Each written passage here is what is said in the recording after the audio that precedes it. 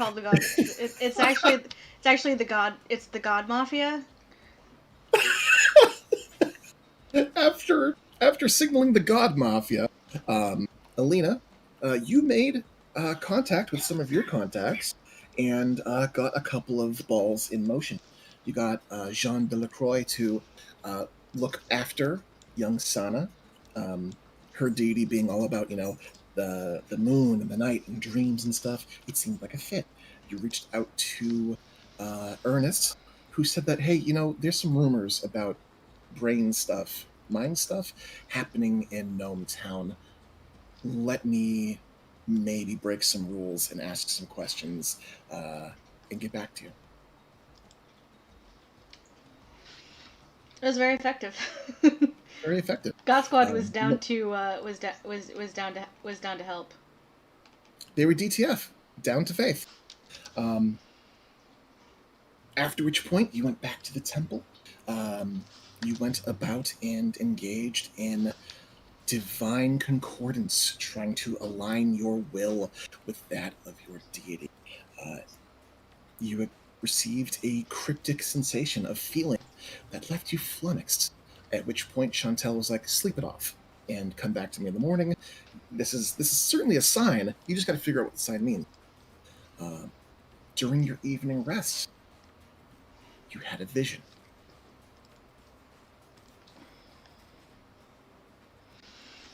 I did. I dreamt of my mother and apparently at least half of my ancestors. Um, Apparently I'm a reincarnation, but a weird one. Yay, ASMR's being weird. It's smart. Um, yeah, and my mama is still alive, which is a whole ass thing, isn't it? A whole ass thing indeed.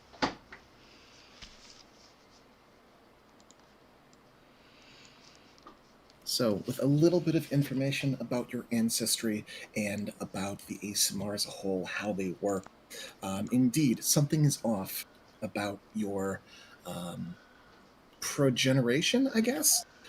You knew that, two moms magic is involved somehow. Now you have an idea of just how deep that goes. Even those before you, celestial entities, with all of the resources of the gods at their disposal, aren't quite sure what to make of it. But you get the impression that it is an interesting change of events, perhaps something beneficial to you. Um, that's more or less what happened in the morning. You touched base with Salin, reminded her about the puppy, told her about the situation. Uh, she seemed supportive, if a little confused. A lot of the stuff is above her wheelhouse, her pay grade. Question: how supportive was she of the puppy? Because I do not remember. Um, you know that Salin drags her heels on most everything. The puppy thing, you get the impression that this is probably a good thing, is what's going through her head. That initial response, no, but definitely this will probably become a good thing, and I shouldn't be a fuddy duddy about it. You know her enough to get that kind of feel from her. Fantastic. Yes. Embracing I, the pure impromptu-ness. There's a word for it, but I'm completely blanking. Of being with fuck it. Elena. You are indeed inflicting her with friendship. That seems about right. Friendship with four legs. Uh, that basically wraps up the things that happened during the evening with Elena. And Banje, Yes. you went to bed after meeting with Osa and NC, checked in on them, made sure that the boy wasn't a quote unquote demon, and slept for the evening. And during your rest, you too had some kind of experience. Yes, I actually wrote that down.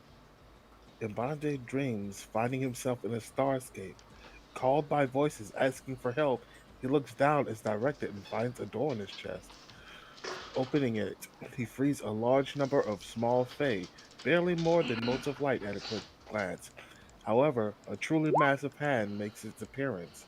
It's beaten back by Mbanje and the Fae after a struggle.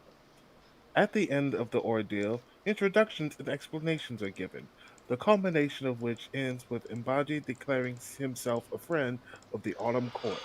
He wakes, and after some thought to the dream he had, apparently without the influence of the Cogito hazard, perhaps because of the court's influence, he leaves the sleeping father and child to meet Heldy and the others. Indeed, waking up with new allies and perhaps not a better understanding of the Fey courts. You're kind of stumbling through their magic through your druidism. Um, you find yourself empowered in a new and strange way. Let's see. During the evening, the game before that, I believe Incognitus got a very big pie. And during that morning in forums, Vanya got some cats. So, after you guys gathered for the morning, you made some rounds, talked to some people.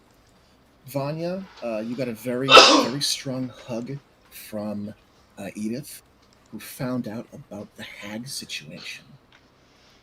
And who promised to protect you in case some dirty, foul, greasy-haired, withered-fingered, mealy-mouthed, no-toothed son of a bitch decided to ever show up here and cause problems. Um, she also gave you some medicinal something or other to deliver to one of the dwarves over at the Dwarven Quarter, and you ran that errand after meeting up with your allies before making your way to the outskirts of town. I think that covers everything. Have we missed anything? Oh, I think Incognito's got a quick rundown of the things in town from Ernest as well. Yes, and Incognitus is currently telling Alina about the pies secretly over Ernest's head. Yes, the pie situation. About to release the secrets of town to the tall folk. Not that Alina's very tall, but she's over 4 feet, which makes her a tall folk. Much to Ernest's chagrin. So, now that you have power over that tow-headed little brat, we're going to come back into town and meet up with our heroes? Question mark? At the outskirts of town, the great double doors that lead out toward the old city. After meeting with the gunslingers early in the morning, Vanya, I believe you have a list. Yes, I has a list of ingredients to look for when we're out and about on our trip to visit Zilris. I had one last stop to make before we hit the road, which was another trip over to the refuse pit. I know Alina has her dog to get, and I need to see if I can pick up the last members of our party. Okay. Give me one moment here. In players' journals, in Celis's journal.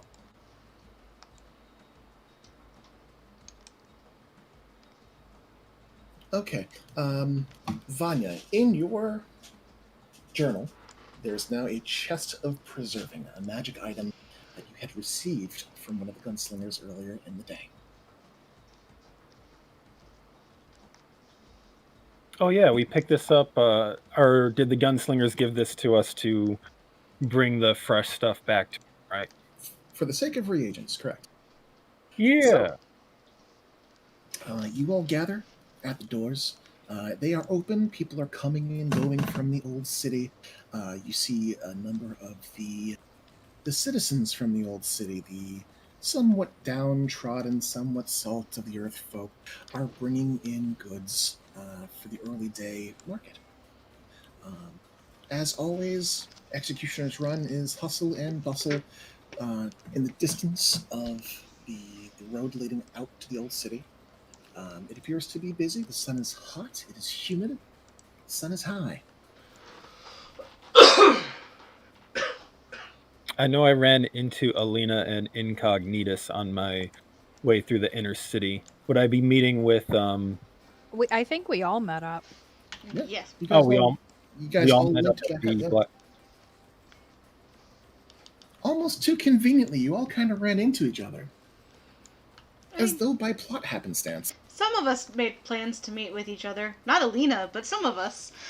Some of us Well, Yeah, I did. know we were all going to meet at the gate, but I know some of us kind of ran into each other along the way. I was just double checking to see if we're picking up with everyone having already met, or are we just connecting now? You guys have already met up. Oh, and specifying, I did tell the party about the trouble with the coconuts, but not the fact that there will be pie later if we get coconuts. Ah, yes. Because that's still a So- bargaining chip. So those of you who are regulars in town, really that's everyone except for Incognitus currently. You do know that the Gnome Town next to the Dwarven Quarter is set up to have their annual festival, and Incognitus, you let them know about the current plight at the Magdalena Coconut Farm out toward the coast. They are a supplier of goods, coconuts specifically, and those gnomes seem pretty upset about this lack of coconut situation. So much so that there is actually a bounty to help out with the problem that is preventing the harvest from coming to town. So, with that feather in your cap, having explained that to your party, and Banja, you got similar information too. Yeah. Um, that also is something that you guys keep in mind as you head out of town. As I understand it, you guys are heading toward the refuse pit first? That's the plan.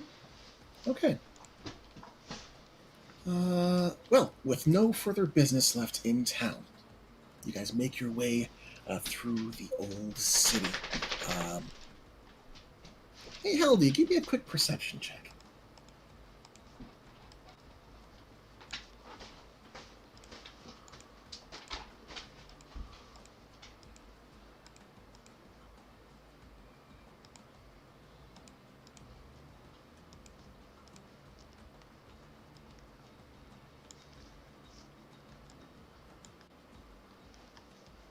$16.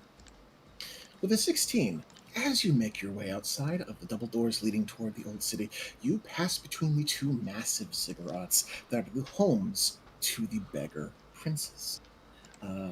There's kind of been a little bit of an imp on your back in terms of that, in terms of your own concerns about the machinations and plots and plans in this part of the city. You, by happenstance, turn your attention up and to the right, and you see upon the top of that ziggurat over the walls a youngish woman, 18, 20, fair-skinned, smooth-faced, freckled, dark complexion with tightly curled, very well-kept dark brown hair. Uh, she wears this dark burgundy kind of body wrap and bears a gold necklace around her neck, tight to her neck. Very elegant, very pretty. Is watching your party from a distance.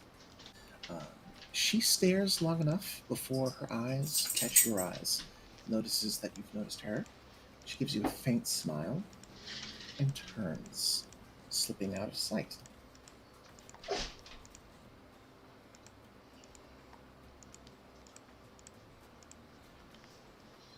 Hildy just kind of blinks some and doesn't know what to make of that yet, so she just keeps walking. As you guys pass through the old city, you pass by the by Executioner's Run. You see that there is another group of ne'er do wells fighting for their lives. It's just how things roll. People seem to be very festively gambling. What you can tell from the bits and pieces of conversation. Basically, there's a dead pool to see who lives, who makes it through, and an underdog appears to be winning. You guys make your way to the outskirts of the old city and onto the old road. You take the fork that leads toward the refuse pit. Westwardly. Eventually, you make your way upward along the hilly slope, and eventually you smell it before you see it. As you approach, you start to see the steaming mist, kind of not smoke, but just general heat from the bacteria and decay of this pit in the ground rising in the distance. And eventually, you make your way to the cottage-like front office that's attached to the palisades surrounding the pit. Um, there is a small contingent of guards, as well as a number of gunslingers that you had seen in the Black Cat Tavern the day before. Um, Not so much guarding, but there's a lot of talking back and forth. There's a lot of groups of two discussing things. It seems that word has gotten out, has spread. People may be doing their jobs, but they are definitely distracted. Um, right away, one sec.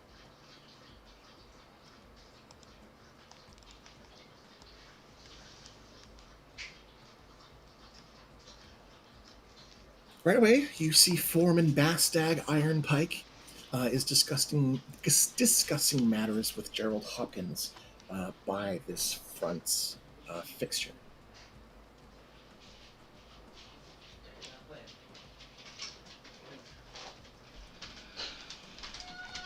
Alina will give him a friendly wave. All right. As you wave, they don't immediately notice your presence.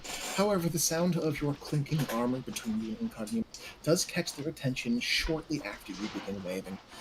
Bastag turns his attention toward you, abruptly stops his conversation, dusts himself off, and lifts a hand to wave.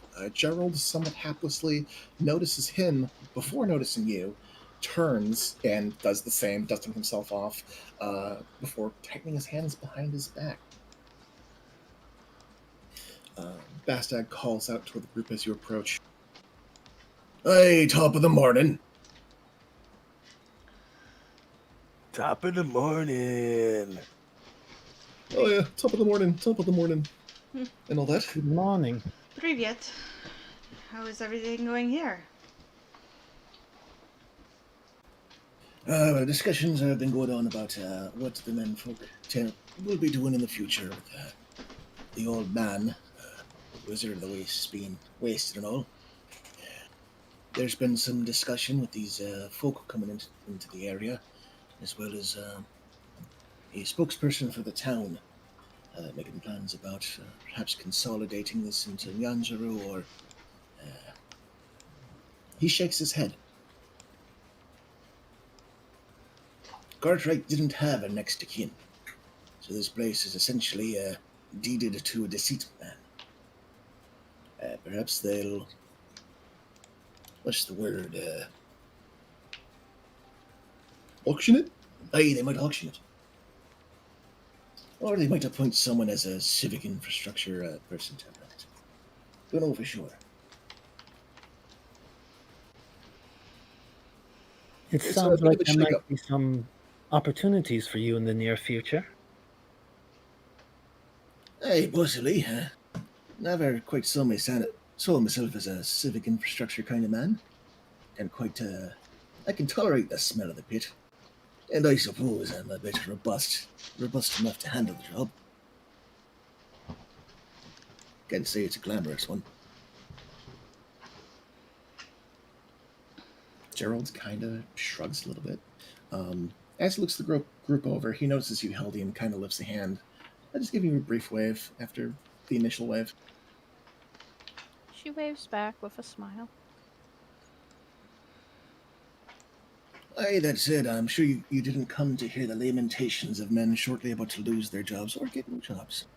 What can we do for you? One thing can be two things. Actually, there is a purpose to this visit this morning. I'll glance over at Alina, I back came at him. I came for a puppy. And I came to try something with some of your unemployed laborers. So everyone came for pets, basically. Hopkins looks flummoxed at the mention of unemployed laborers and then pets. He scratches behind his neck. I think she's talking about the skeletons, boy. Oh. Right. Okay. Well, if you've come to see the skeletons, I suppose there's nothing stopping you. The men with the brimmed hats went in early today to look into something. Apparently, you found a hag down there. I stiffen up a little bit and respond with, right, so I had actually wrapped some handkerchiefs around 2 of the skeletons in question. Do any of your men happen to remember seeing them by any chance? Skeletons with wrappings, I'm afraid not. Most of them have scraps and bits and pieces of things wrapped up on them. These would have been Yeah, clean scraps. clean scraps. He shakes his head. We try not to go inside. Much. As Gerald tries not to make eye contact with Heldy. We don't go in much. Maybe you should go inside and look for yourselves.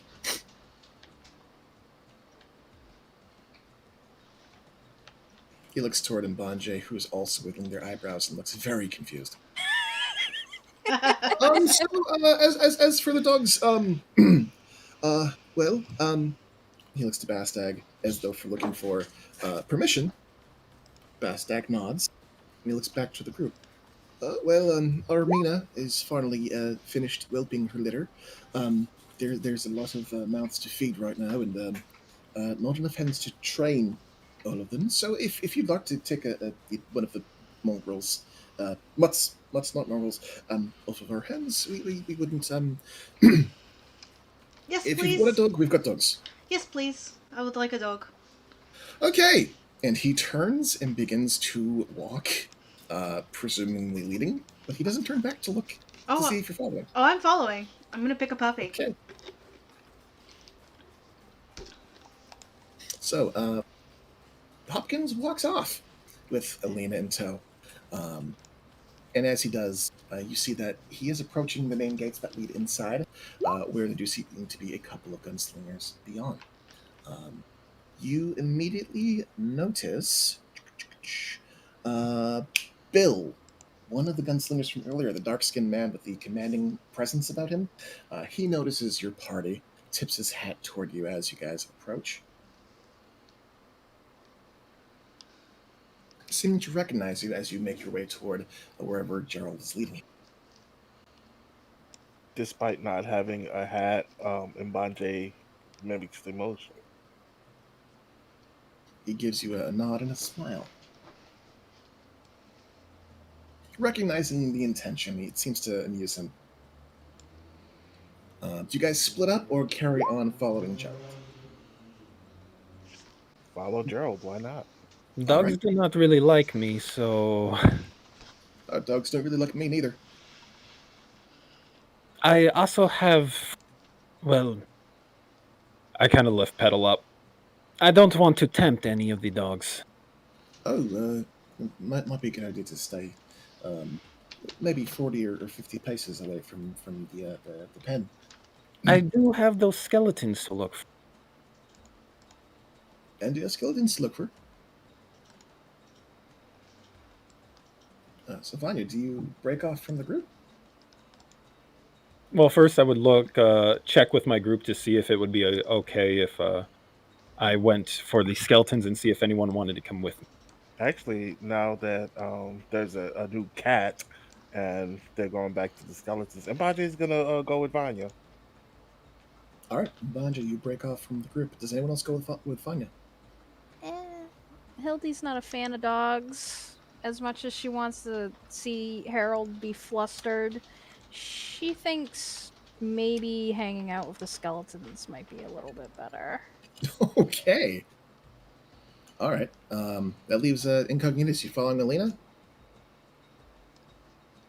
They mentioned that other gunslingers had headed down into the refuge pit, right?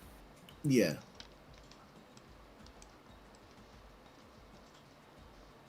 Then I should probably go with them down there because buffer. All right, familiar face. I can be surprised by large puppy later. All right. So half the party breaks off. Alina, you make your way following Gerald toward a pen in the distance.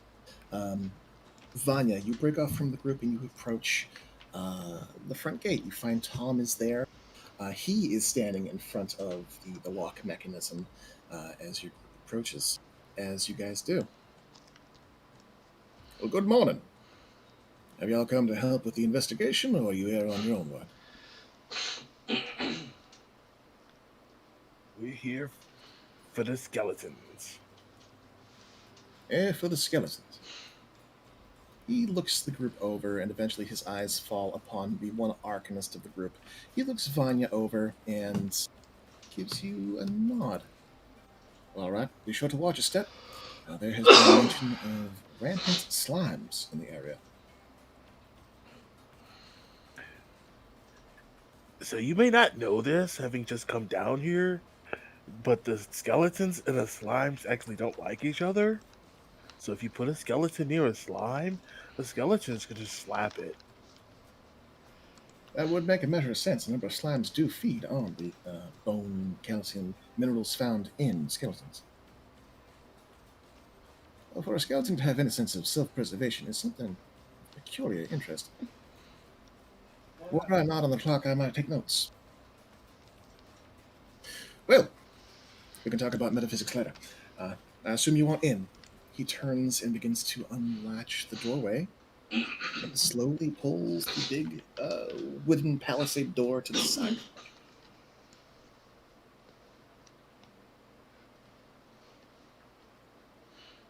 Much obliged. Thank you very much. Happy to help. Flash slings them have been- quickly and then saunter in. He smiles, and as you guys pass in, he just calls after you. The other slingers have been apprised of the situation. They know to recognize your group. Good luck with your skeleton business. Tips his hat and begins to close the door behind you. You hear, it close as you guys are brought into the pit. It takes you guys a while to get toward the center. During your trek, we're going to pull back to Alina. Alina, it is not a very far walk from where you began to where you end up. There is a small shack, much smaller than the main office and living area. Somewhat ramshackle. It's got a metal shingled roof made of wood. Very simple. A pen with doors. Gerald makes his way to the door, and there's another guard posted nearby. He opens it up slowly and quietly pipes up. Where are my notes?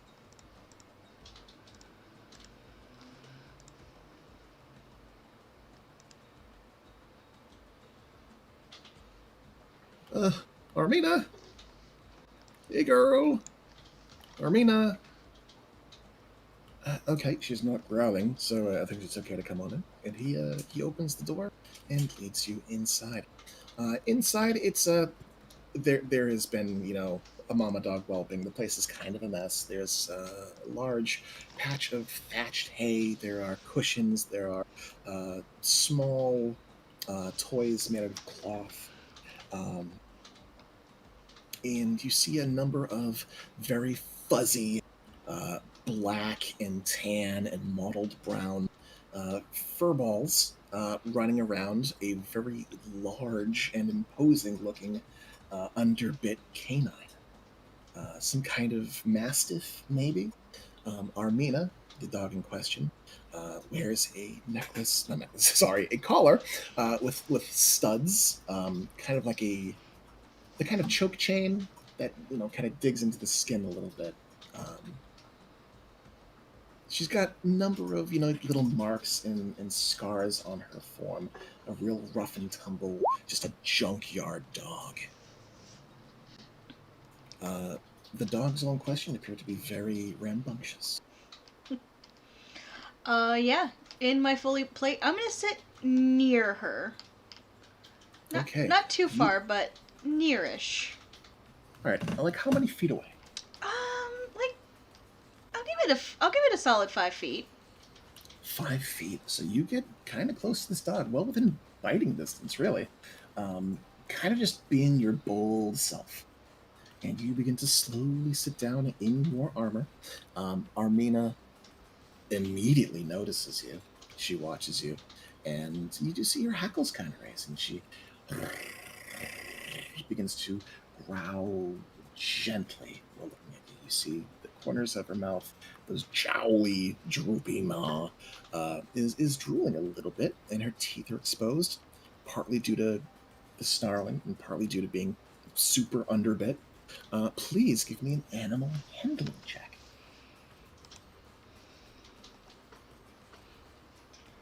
Alright, give me just a moment here to pull up a character sheet. This is gonna go super well. I think you have a solid state karma dice, a meta die in your inventory right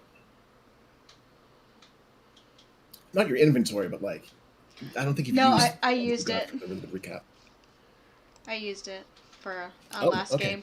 For my really good recap last game. Cool bean. Alright, animal handling. That's a wisdom based skill. This is gonna go well, people. This is gonna go well. It's wisdom. Oh no.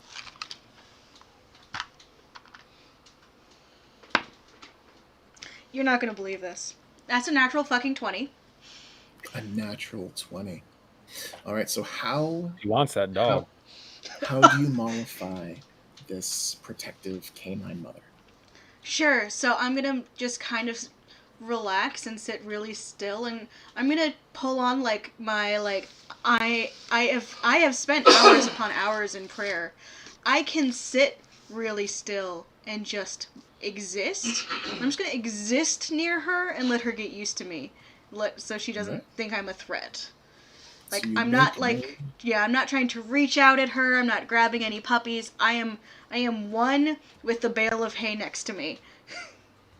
No sudden moves. You become still and statuesque. You show no fear while in the den of the beast. And Armina appears to appreciate this. Her growling stops. Her salivating and drooling ceases. She still watches you, but as she does, you see that her will is the first to break. She begins to lower her head right onto her front forepaws, still watching you, eyes up. But you see in just the features of her face that she is relaxed, at least to a point that perhaps you have acclimated yourself to her surroundings, that she is acclimated to you, or vice versa. Yep. I'm also not going to grab at any of the puppies. I assume puppies being puppies are going to come to me, because I am big and new, interesting, and have smells. With your natural 20, you are big and new and interesting and have smells. Perhaps not in that order.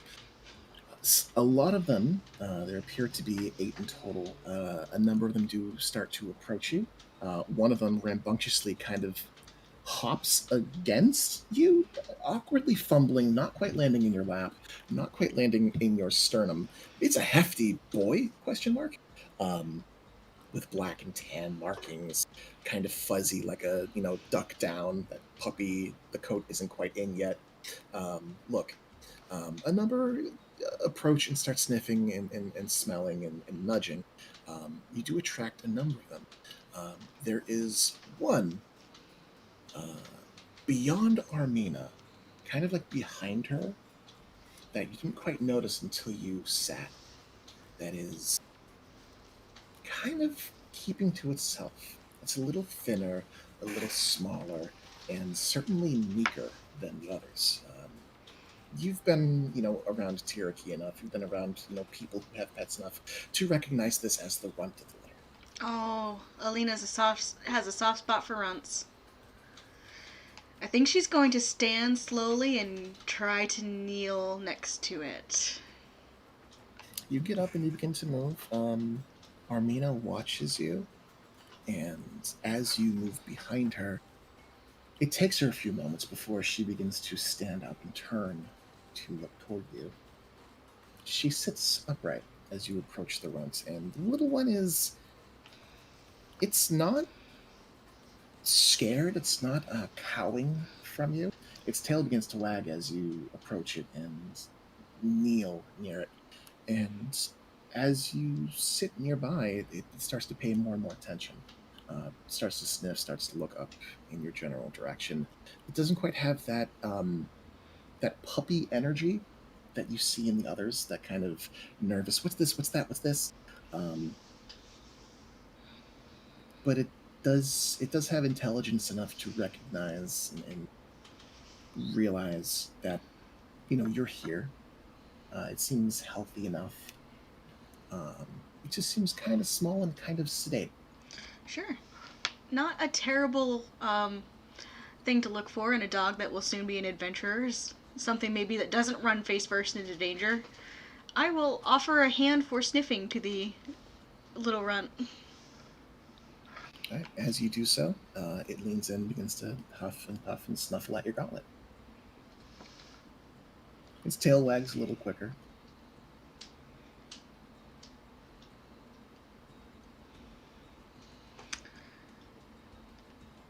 I think you are the one, my friend. What do you say? Want to come home with me? The runt continues to sniff and watch you quizzically. I'm gonna try petting him. You begin to pet it, and what's your passive perception? 10! 10 is your passive perception. That's enough for you to notice the sound of thumping. Your attention is drawn toward Armina, and you see that her tail is kind of sweeping the floor beside her, wagging quickly. She's still watching you. Her head is bowed. She appears submissive. Should have brought in Bonjay. I should have brought the guy who can talk to animals and tried to convince her that this is a good idea. Oh, damn. You got a guy who can talk to animals? Yeah, and I'm an That's rather idiot cool. and didn't ask for his Allegedly. help. Oh, I can't tell you how useful that would be. I mean, for me, also for you. But I could use. Anyway, I think she likes you. Usually, she bites and growls and barks and doesn't let anyone near her kids. Does Armina look happy that I'm taking attention to this particular one? Tail You wagging can- fast seems like it can mean two different things. It can. So I am going to allow you to make a check to decide. You can do insight, animal handling, or if you can fluff a skill, I'll hear it.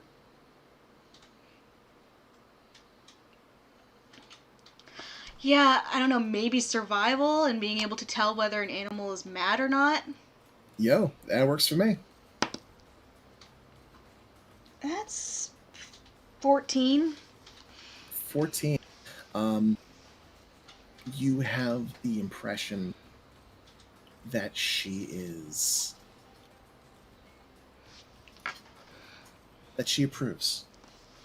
All right. You don't get full context with a 14, but you get the impression that if you were to scoop up this puppy, she would not attack you. Okay. Then I will scoop up this puppy. All right, you scoop up the little runt, and he is light, and he curls up tight against your metallic plate-mailed forearm almost immediately, just kind of melting into you. I will look to Armina. She has kind of moved up from her laying position. She is sitting up, but she is not standing. She watches you. I will offer her my hand to sniff. And if I get bit, I got hit points.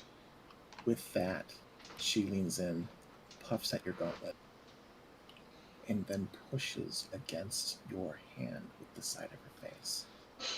I'll give her face a scritch.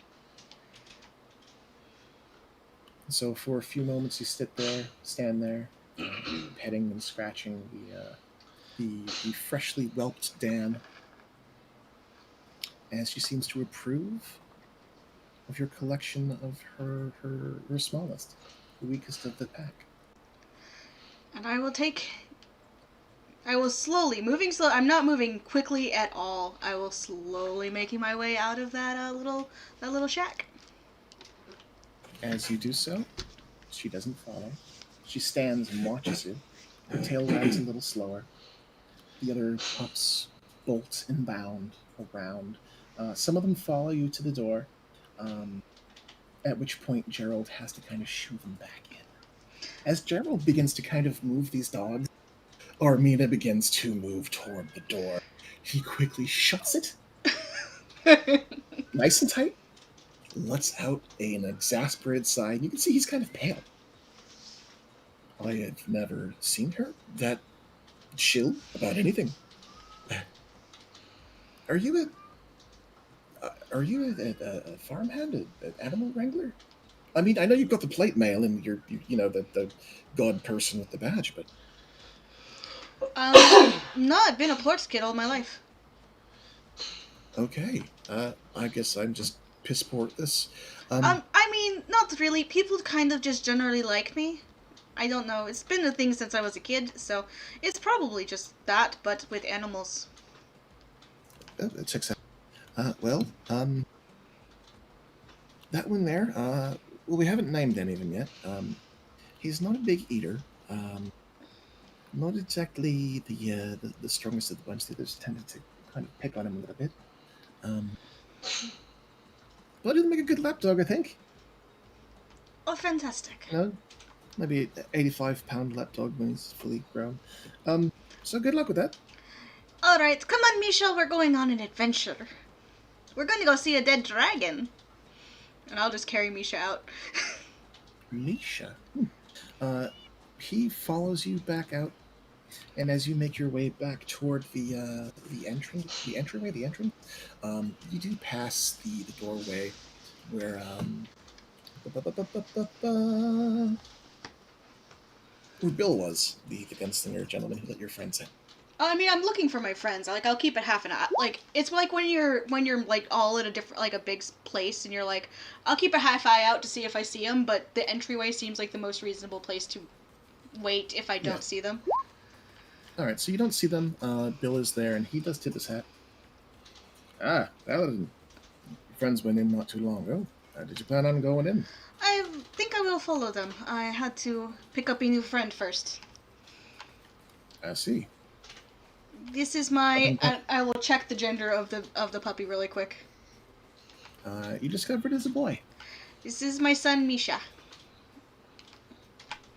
Quite a good son he is. There's nothing quite like the bond between man and beast. Or paladin and beast, as it were. Let me get the door for you. Thank you. He turns about and begins to creak open the great palisade doors, and you make your way with puppy under one arm into the interior of the refuse pit. Door slowly clinks behind you as you make the trek deeper into the pit. So, rest of the party, you have about a 5-minute head start. You know it's a bit of a trek to get to the center. Let me move the map. So, with these slopes and the breaks and knowing where you guys are going, I'm going to say you can place your icons. Where was it that Osa escaped from? It was from this part of the map, correct? I believe that is correct. Yes, Okay. that's where he ascended with a skeleton in tow. All right, so Or you guys can shoved put out your, of the pit by a skeleton. you guys can put your tokens there.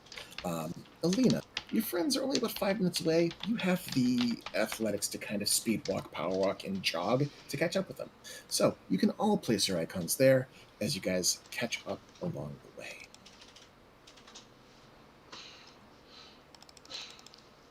Yeah, I think out of all of them, Alina and... Actually, no. Alina's the most likely to cover difficult ground quickest, since she's accustomed to moving around and she's got a longer stride than Incognitus. Oh, hell yeah. Also, do keep in mind you guys did get a long rest in. If your spell slots have not been restored, if your HP has not been restored, be sure to check that. Mish, your cat's real mad. Your cat is pissed tonight. Leonard's calling for Mish. Why the And hell did me you is put an me in angel. there? How dare you? This place stinks. It's awful. He'll forget about you when I move in, because I'll be the new cuddle. Bon just got Everyone, up to go beat him up. I'm just gonna hold him up. Everyone, this is Misha, my son. Oh, that was quick. He's very young. He As I is. watch the puppy warily. Uh, as you watch the puppy, Alina, you see his tail begin to kind of wag faster and faster. Do you want to give Anya kisses? I think he's more excited by you, to be quite honest. Look at the little guy. And then Bonjay puts his face right up next to the puppy. Oh, you're so cute. Perhaps Mbanje instead. This Bonjay, is. you get This you is get your right up in the uncle. dog. Oh, go ahead. Sorry, you get it right up in the dog's face, and you see it's kind of has this dopey, sleepy expression. That's all. You can continue. Sorry. This is your uncle Mbanje. I'll make sure to take care of you. You picked out a good one, Alina. This was the one his mama wanted me to have, I think. So, It looks pretty small. Did you get the smallest one? I did! And then Bonjay nods. Probably why she didn't mind so much. You got a good vibe about you, you know? Maybe she felt that too and thought you'd be a good fit. Yeah. You'd be take care of her. And Bonjay, are you like in the dog's face while you're doing this? Yep. Can you please give me an animal handling check?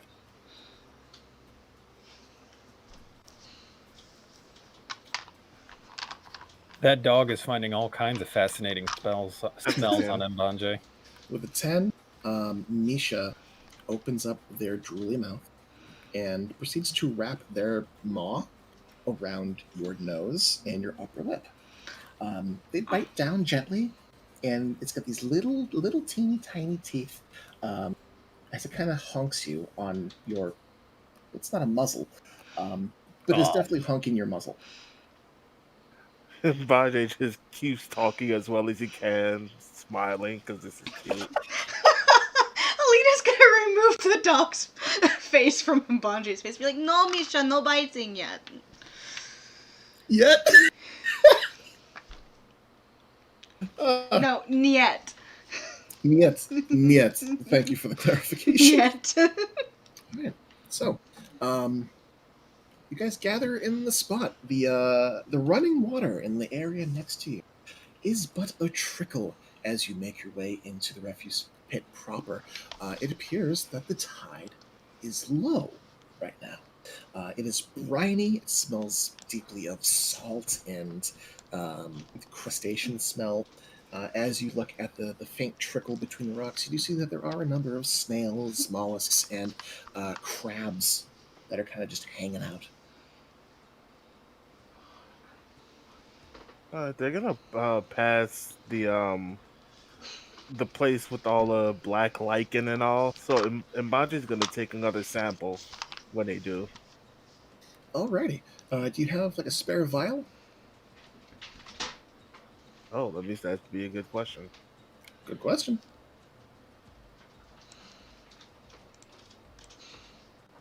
I mean, I'd say if you had time to get back to your workshop or a place that you were staying, you would have a chance to unload your last sample. I don't know if you got that far since you spent the night with a friend. Yeah, and I don't have like a kit that would have that. So never mind. Were you Yeah, looking for a fresh sample? as many as I can get. You never know. I have a spare vial. I have a vial with a sample I took yesterday. If you would like it. Oh, I take. I, sorry, my thing's been crazy. I don't want to take from anything that you're doing. I just want to do some research on the side.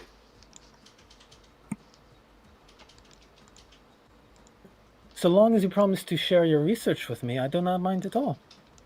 Oh, well, then I gladly take your offer. And I will give him one of my 2 vials of black.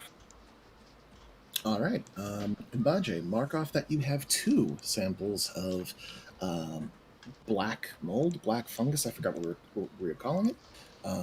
And Vanya, mark off that you have 1 fewer. Easy peasy. Well, with the 2 from yesterday, I now have 3. Yeah, 2 from yesterday. I now have 3. You now have 3. This is like the water situation all over again, where, well, I have a water skin, but I want to drink from your water skin. Huh. Going checking my inventory. Did I still have the vial of abomination flesh in here. Yeah. Yeah, you Did never destroyed that.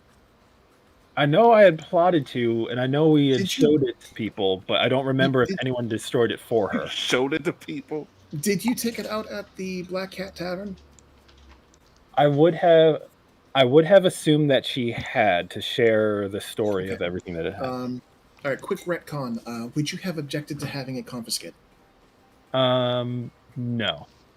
Okay, then that would be in their possession. You can mark All it right, off as not having that. Removing it. That makes sense. Okay, I thought they took it, but without anything in writing, I'm just going to retcon it real quick. Didn't object. They took it. Promised to destroy it. All good. All right. I'm going to keep my eyes out for my Skella buddies as we advance in here. All right. So this is all familiar territory. The ground is muddy, but it's not enough to. It's not wet enough that it's difficult terrain. You guys make your way through the narrow channels, moving carefully to avoid slimes. You guys do keep your eyes out. As you move along, you do see that there are some of those orange jellies kind of in the distance lying in wait. They seem like they are waiting to ambush something. You guys keep a wide breath and manage to avoid them as you make your way into R4, the area up here. Billy buddies, I wonder if the poor saw that was wedged in the outpouring of this hallway is still there. Oh god. Oh god. Hey, if you want to go spelunking into the wet cave, by all means. There's only one person small enough to rescue Skelefriend. As you make your way into R4 toward the sorting pit, you do find that there is one massive skeleton with a dented head who is going through what appears to be freshly deposited, rotten animals of some kind. There appears to be what looks to be a small stegosaurus that it is currently stripping its flesh from. It pays you no mind as it carries on with its foul work. Pulling meat from the bone, sorting the bones from the meat. Meat goes in one pile, bones go in another. Verdi, Heldy, as you approach, it does not seem to pay any mind or turn your direction like it seemed to yesterday. It seems perhaps that may have been a fluke. Hildy's okay with flukes.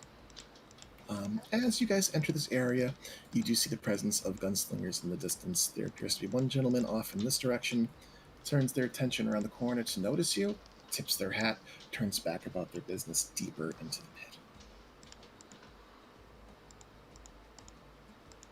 I'm going to set pedal down so I can advance and concentrate as I'm looking around for where I had marked the skeleton. Sure. As you set pedal down, she kind of giggles. This ground is filthy. It really is. I don't recommend digging about in there. Is she? Is Vanya talking out loud? Yes. You hear like a series of meows, and then Vanya talks back, but Vanya doesn't meow. Are you fucking talking to the cat? Yes.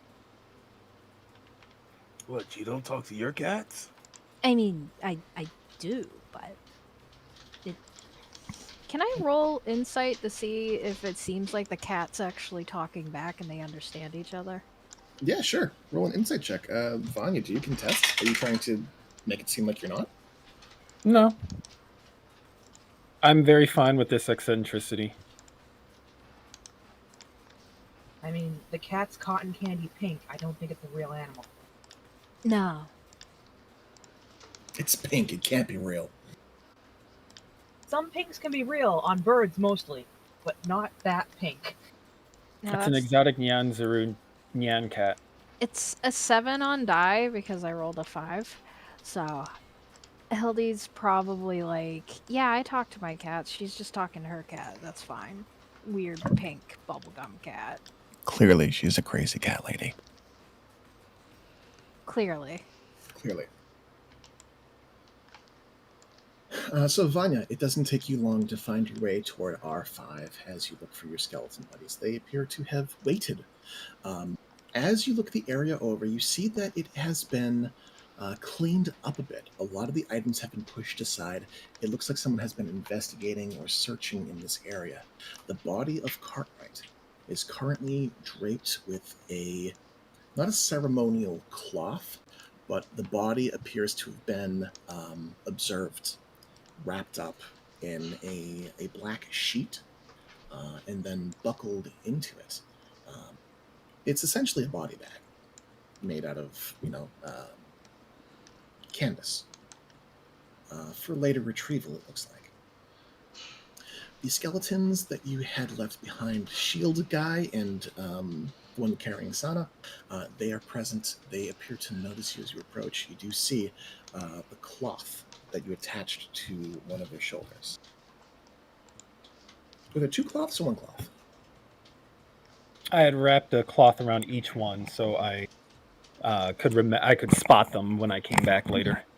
Yep, you find one with a blue cloth, one with a red cloth, I believe. Oh, you stayed here to keep watch over your former master. That is incredibly loyal of you. They watch you. They don't seem to react. I'll walk over and kind of raise my hand to one, almost as though like I'm approaching an animal.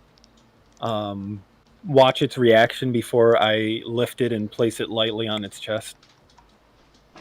It looks down at your hand as you place your hand upon it. It doesn't look startled, but it does seem to recognize and observe that, yeah, you're touching me.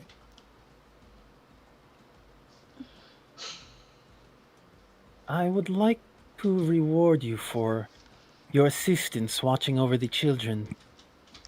Perhaps you could be of some help to me and my companions, yes? And I will expend a charge from the Brooch of Undead Control to try and persuade it to follow me. All right. Go ahead and roll your persuasion check at advantage. Let's see. I have to make a persuasion check, or does it just have to make a saving throw? Oh, is that what it was? Yep. Creature must make a charisma saving throw, DC 14. All right, one moment.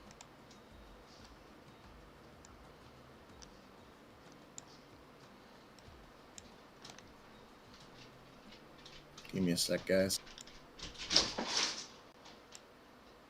1. Spooky, scary skeleton. No, that wasn't the skeleton voice. That was the lame joke customer voice. I was blocking it out of my mind with the skeleton song. Send the shivers down your spine.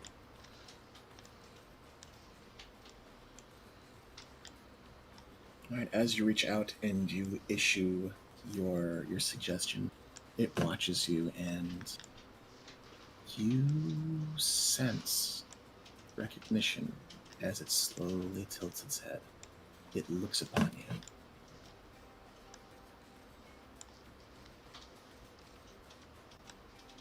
Oh, they've got a friend icon. It bows Cleans up its nice. head. It bows its head slowly, and you intrinsically understand that this creature is not only neutral and non-hostile, it seems to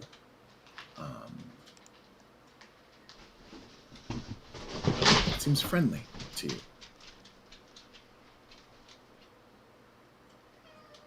I smile warmly at it, kind of cup one hand next to its jaw. Thank you.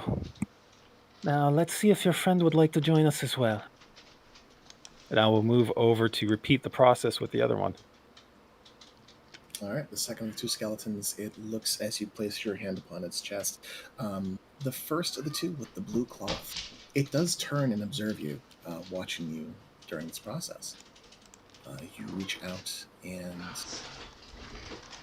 it tilts its head up to observe you. And just as the other, you recognize as it falls under your sway.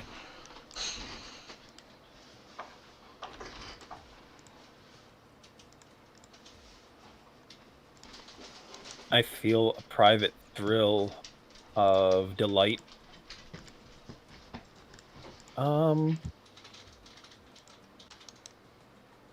So here, oh, he's red.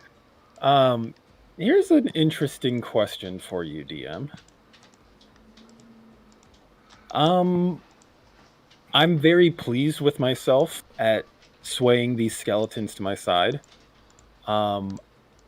This is not necessarily something fearful for me, but it is kind of questionable in regards to whether or not it would tip my trigger. So I wanted to ask you if I could do, is it possible for me to do something positive and get triggered by it just because it falls in line with what I've seen and experienced in the past? Roll me a quick wisdom saving throw.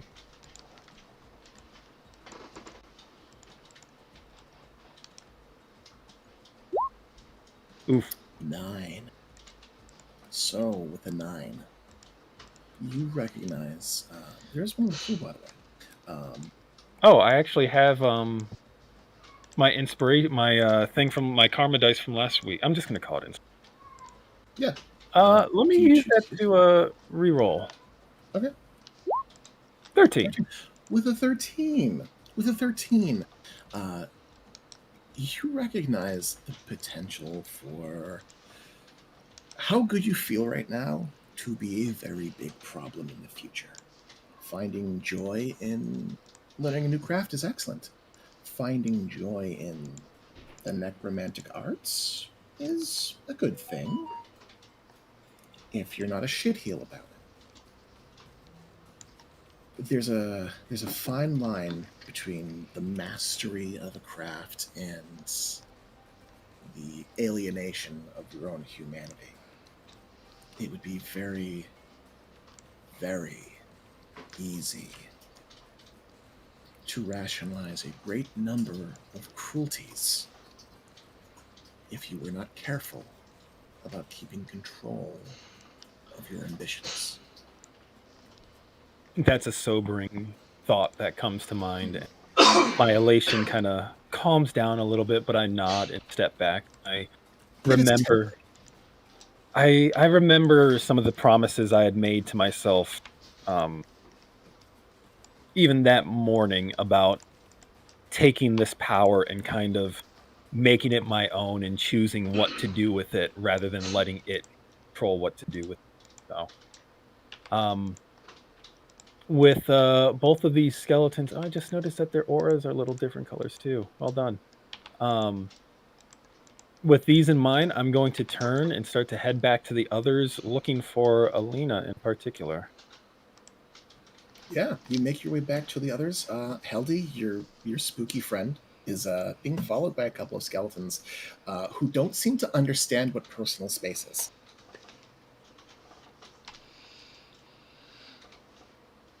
As you step out into R4, the pit, the sorting pile, Alina, you notice your spooky friend is being flanked by a couple of skeletons who don't appear to understand what personal space is. Right. 3 feet. You know what 3 feet is? About this far?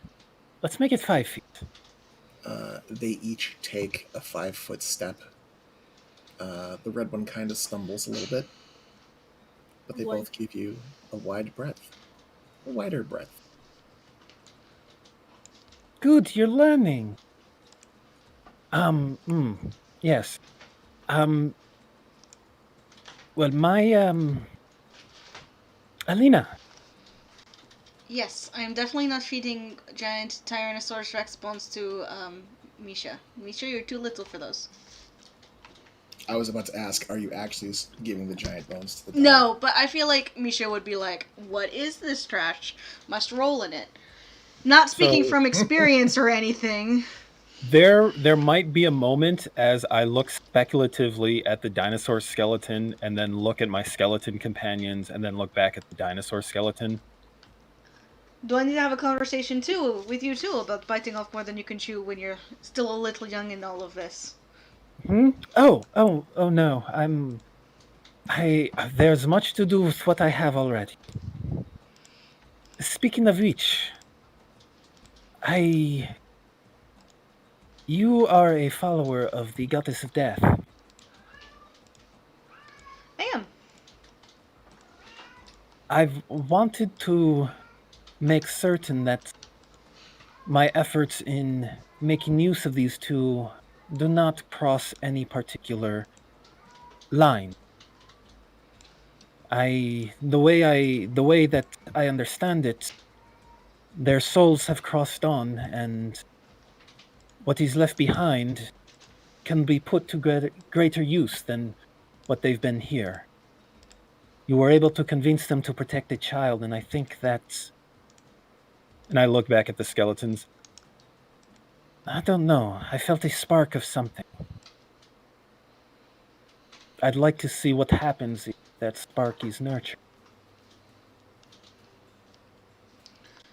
That seems fair enough to me. And, I'll keep an eye on you, and if you start to do anything too wild, we'll have a conversation. Don't worry, I'm not going to, remove your head from your body for being spooky. I would greatly appreciate that. We're friends. We have conversations before all of it gets to that point. There's a moment where I actually look kind of surprised and then pleased.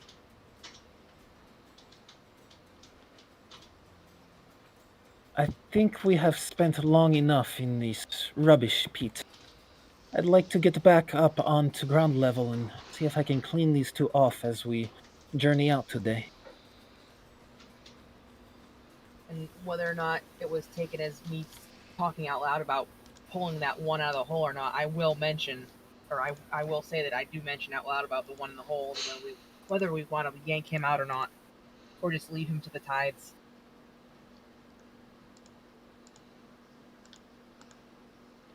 You wanted to have more? Two's kind of excessive already. If nothing else, they can carry our things. But I do not think I would like to claim a third. That might be a little too much. And Banjay looks like he's on the fence. He's like doing that kind of wince thing. I don't like the idea of leaving something that's maybe kind of halfway alive and undead to, I don't know, stay in the water forever. I would not object to trying to free it. Let's try to free it. I don't want more skeletons, but I don't want to keep it down here and just be stuck for all eternity. Y'all got skeleton sympathy. We're all just skeletons wandering around in giant meat suits anyway.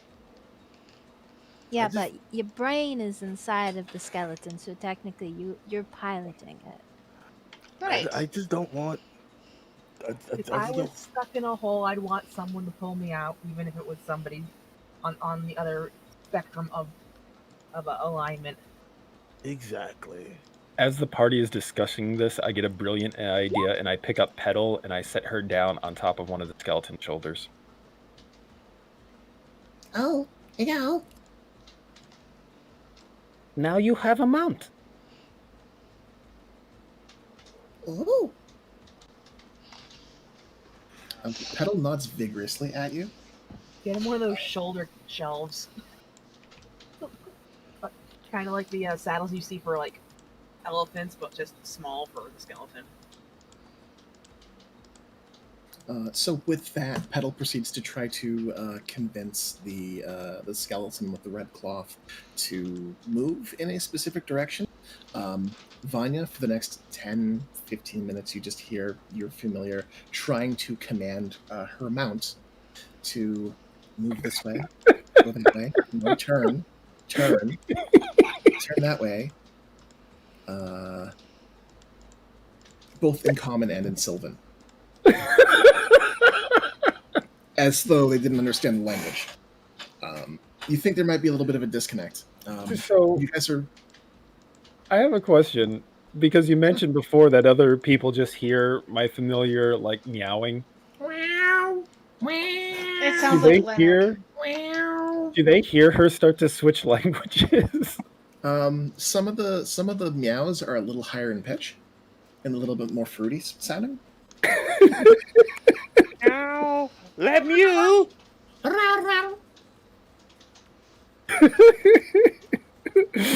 Oh. So this is basically Leonard. It's basically fucking Leonard. It's Leonard switching gears, exactly. So, with sympathies for skeletons, you guys make your way from R4 down through the narrow paths away from the orange jellies and into R3. The water is still just a trickle, not quite moving fast. Heldig, you are of the waves, of the water.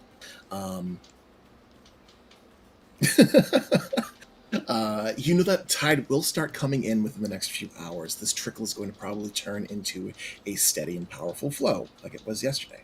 You make your way toward the far east side of this channel, where the water does get to be about ankle, knee deep.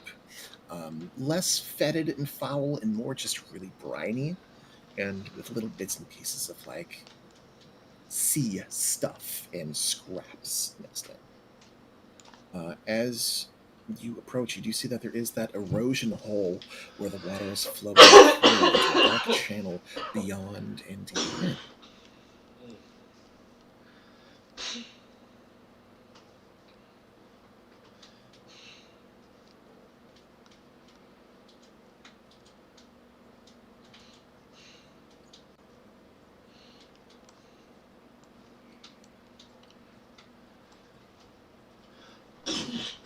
I'm looking to see if I can become a beaver or something helpful. Does a giant octopus have reach?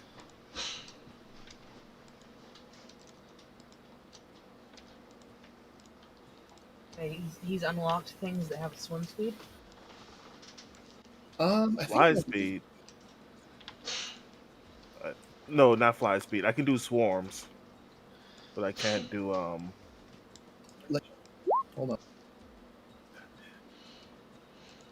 The well-shaped table. Yeah, as of fourth level, you can have a swimming speed. It's going to be challenge rating 1/2. And giant octopus is challenge rating 1. And it does have.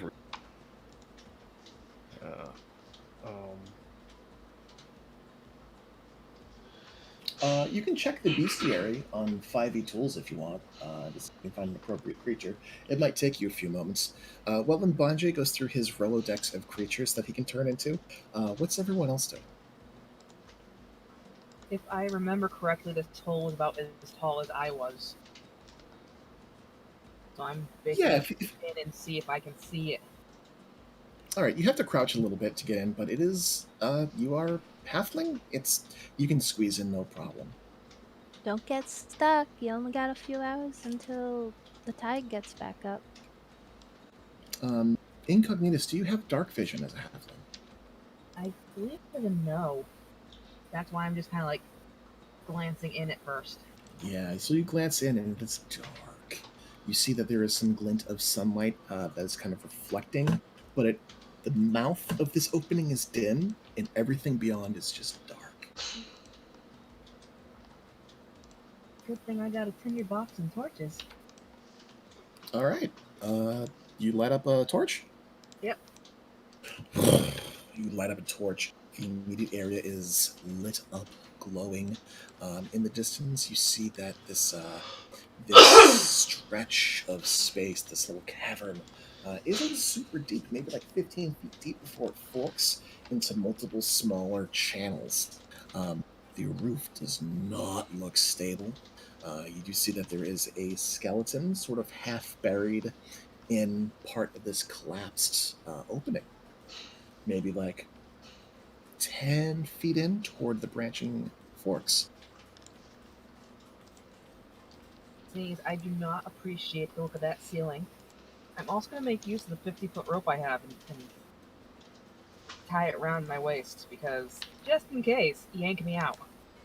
All right, you tie off the rope around your waist, you toss it out, asking someone to catch it. Easy Can I enough, help? yeah. Oh, go. Yeah. Oh, Lena grabs it. Heldy's like, okay, whatever. Yeah, maybe someone strong. Maybe someone strong. Out of the blue, Mbanje says, "I give you a crocodile." Well, that's nice.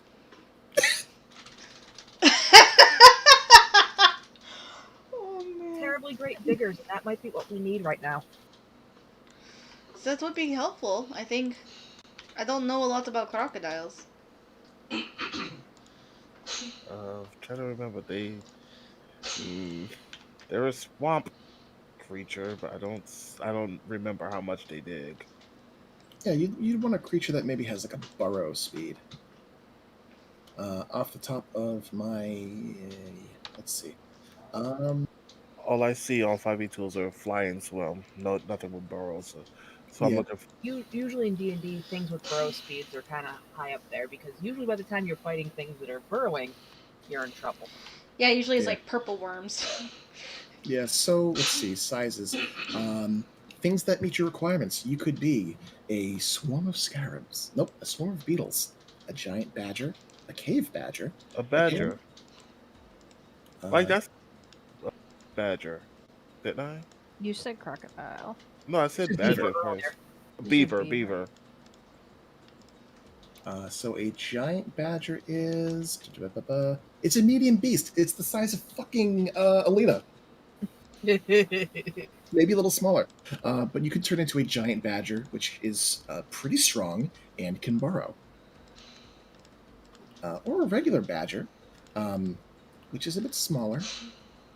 So where do you see burrow?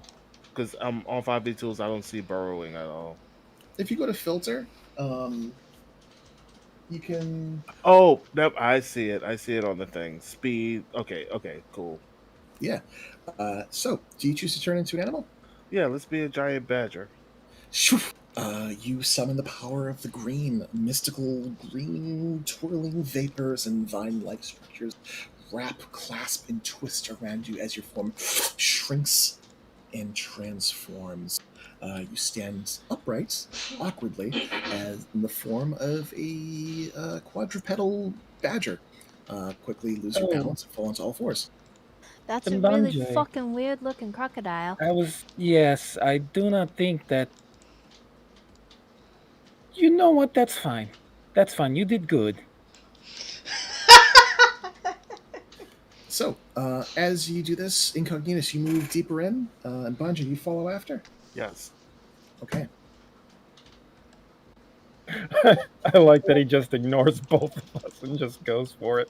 It's a brief walk inside Incognitus as you approach the skeleton. As you make your presence known, your feet kind of digging into the muck and the mud, you find that it is difficult terrain as you walk. The silt and muck clings to your feet. You're a strong young lady, middle-aged lady? I don't know. You wear a helmet. Oh my god, Alicia. Sorry, I just remembered. Remember when we used to walk in the river at low tide? Mhm. This is what's happening. Yep. The black mud. Kind of squelches and grabs your ankles as you move forward. The skeleton Sensing this, you realize quickly that it is animated. It begins to turn and twist and shift to look in your direction, and the ceiling begins to tremble. What do you do? Everybody who's moving, who's like moving the most. Um, the skeleton is moving the most right now. You have Mbanje following you from behind. You, I assume, have stopped in your tracks. Yeah, I'll pause, hold up my hand for Mbanji to like not barrel over me because he's probably bigger than me by now if he's a giant badger. Roger will pause and tilt his head.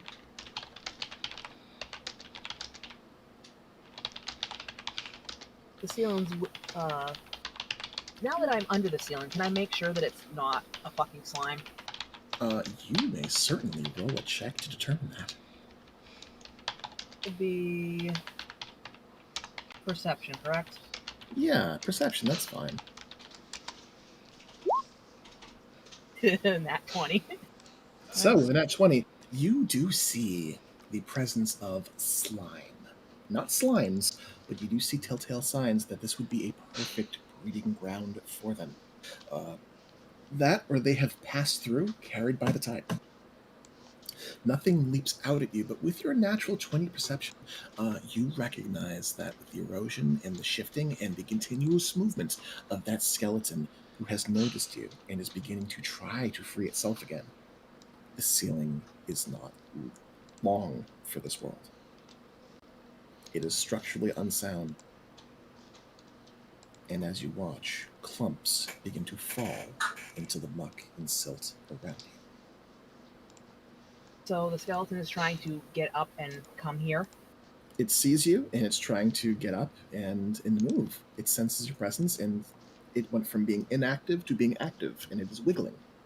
It is pinned under part of collapsed ceiling, and in trying to free itself, it looks like it's about to bury all of you. Is it pinned in a way that if I were to go over, I could pin it down more from wiggling?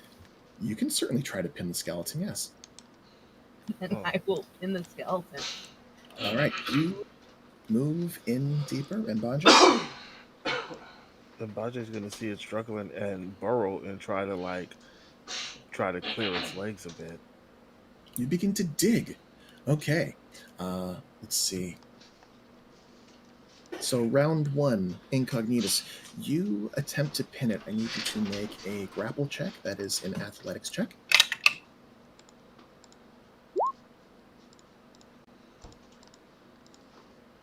I'm hoping that just being right there on top of it will also discourage it from like trying to get to me, because So it succeeded. it's pinned, and this is basically melee. So it rolled a nat 1 on disadvantage. So you have it pinned. In Banjay, you begin to dig. The ceiling trembles, and you realize that you have about 12 seconds before the ceiling collapses. Oh no. Well, Baja's gonna be fine because he can dig himself out, but so he's gonna just like try for a few seconds, see how far he gets with this before like getting out. Yeah. So with your turn spent digging, you manage to free the skeleton from its bondage. It is mostly cleared enough that you can pull it free. Okay. Then we will yank it free. We will wrap the rope around it once because yanking it along with us. No time to stand up, Skelly. You spend a turn to wrap it up. Can any of us up top hear the ground rumbling or? Yeah, you guys are all pretty much aware that things are starting to collapse in there. Oh no! You hear plops, you hear wet slaps. Part of the frame of this opening is starting to break and crumble as Lena holds on to the rope. Incognitus, you spend a turn to wrap it up. And Banjay, what are you doing? With its legs free, Himbaji's gonna get himself out. And noticing that things are really dire, he's gonna pull on Incognitus to try to signal to her that it's time to go.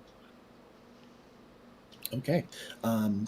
Incognitus, you are carrying the skeleton, correct? Yes. What is your base movement speed? 25. 25. So as you're moving another creature, you move at half speed through difficult terrain. You make it to the mouth of the cave. I was gonna say, math-wise, I should still technically get out before Vip. 10 feet in with 20 feet of movement. Yeah, because it's 25, not 20. So, as you pull this creature out behind you, rope over your shoulder, uh, the ceiling collapses. Water starts to pool up. The trickling stopping, now dammed. As you pull this thing free, it's wiggling and thrashing on your shoulder. Um, and the others just watch as the tunnel collapses almost immediately after you get out. Slowest, wettest Indiana Jones run down the hallway ever. Kinda. Oh, I was betting on you getting stuck. That was very brave. Admittedly, I did not expect the ground to be so unstable. The things to suspect either. That the wiggling of a skeleton could bring down the ceiling. It's a wiggler. On your shoulders, you can understand now why the ceiling was so apt to falling through. It is thrashing about and kisking and papping with reckless abandon. Is it a complete skeleton? Mostly. There appears to be like a foot missing, a bunch of ribs missing, but it's mostly intact.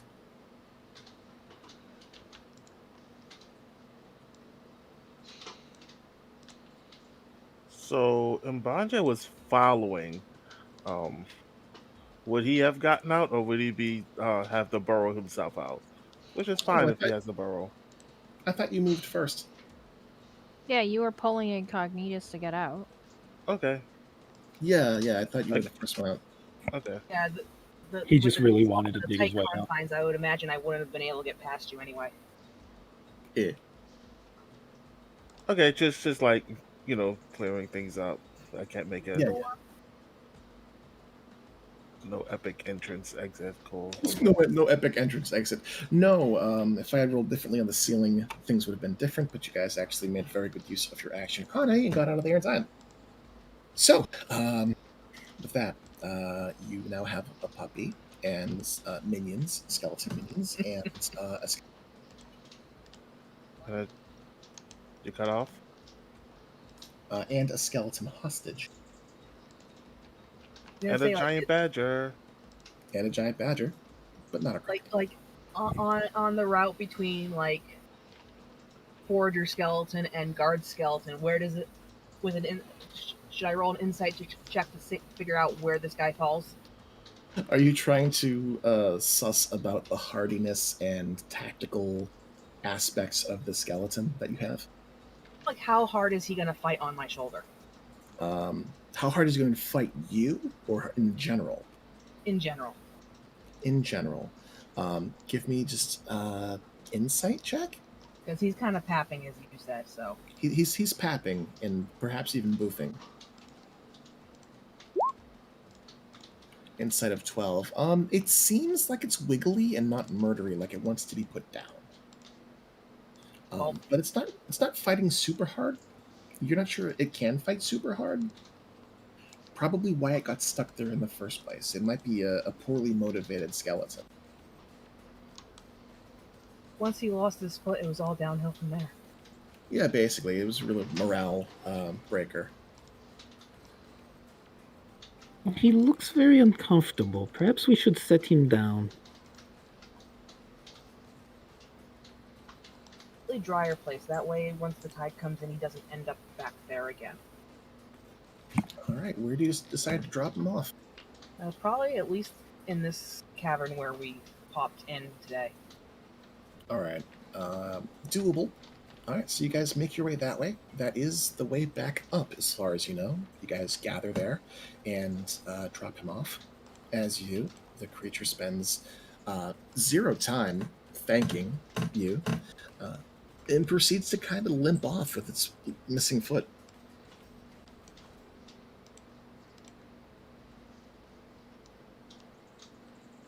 So he doesn't immediately get washed down R3 again. No, the water's not moving nearly It fast just enough. immediately gets consumed by a slime.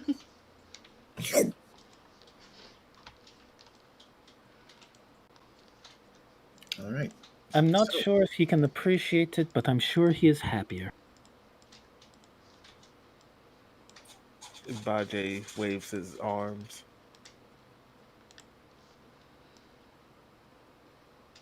Okay. So you guys gather in the spot that you had entered from. It's not too hard to get back up and out. I would presume that your business in this smelly, disgusting pit is finished. Yes. Okay. You guys gather yourselves and steel yourselves to move, working together to climb the steep slope back up. Vanya, your skeleton companions don't seem to find much issue as they dig their hands and feet claw like into the muck to follow you upward. You guys slowly but steadily make your way up and out. First to the exterior of the refuse pit, the junkyard, essentially, and then toward the Palisades.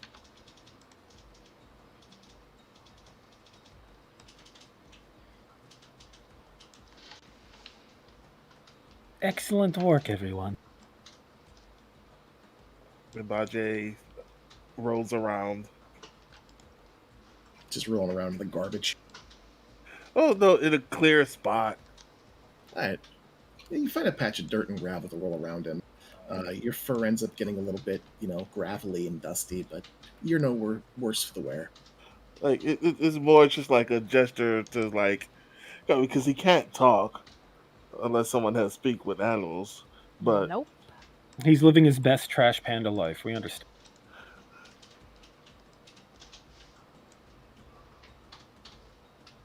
All right. So, you guys make your way toward the outer Palisades. Um, Bill is there. He lets you guys back out, tips his hat. Badger tips its hat. He seems amused, not exactly confused about the whole situation. Um, Gives you a curt nod and a smile. I assume you found what you're looking for down there. Yes. I give him a little curtsy and I urge my skeleton companions to do a little bow. The two actually follow your lead and begin to bow. Bill nods, purses his lips a little bit. Seems your body is a little bit bigger now. What did he say? Seems your party is a little bit bigger now.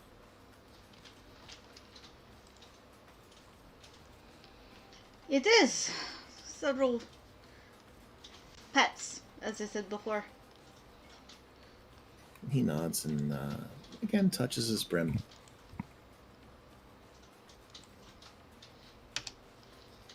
Well, I'm glad you found what you were looking for. And now I believe we have some tasks outside of the city to attend to. I do believe so. Good luck with your foraging. Should find a bag or something to put so that he can. So my arms are free. And look down at Misha. I'll move my bag so I can put him like on top of my bag, like.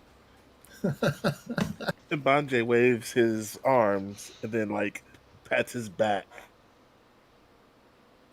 If you need someone to carry some things for you, and I'll gesture towards my skeletons. Can I dig in my pack to find something that's, I don't know, leash-like? Because I don't think that, I feel like, I mean, I didn't say that Alina actually prepared at all for this, and it's super in character for her to be like, I'm getting a puppy, and then not prepare at all for this. Sure. Do you have hempen rope on you? I have rope. Yeah, rope, hempen rope, any rope is fine.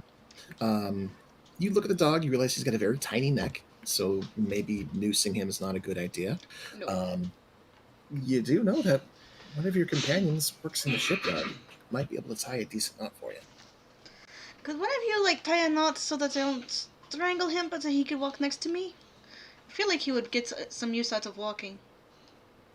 After rubbing the bridge of her nose and slowly pulling her hand over her face, because this is just nonsense, I can tie a knot. That won't choke him. I would be very appreciative.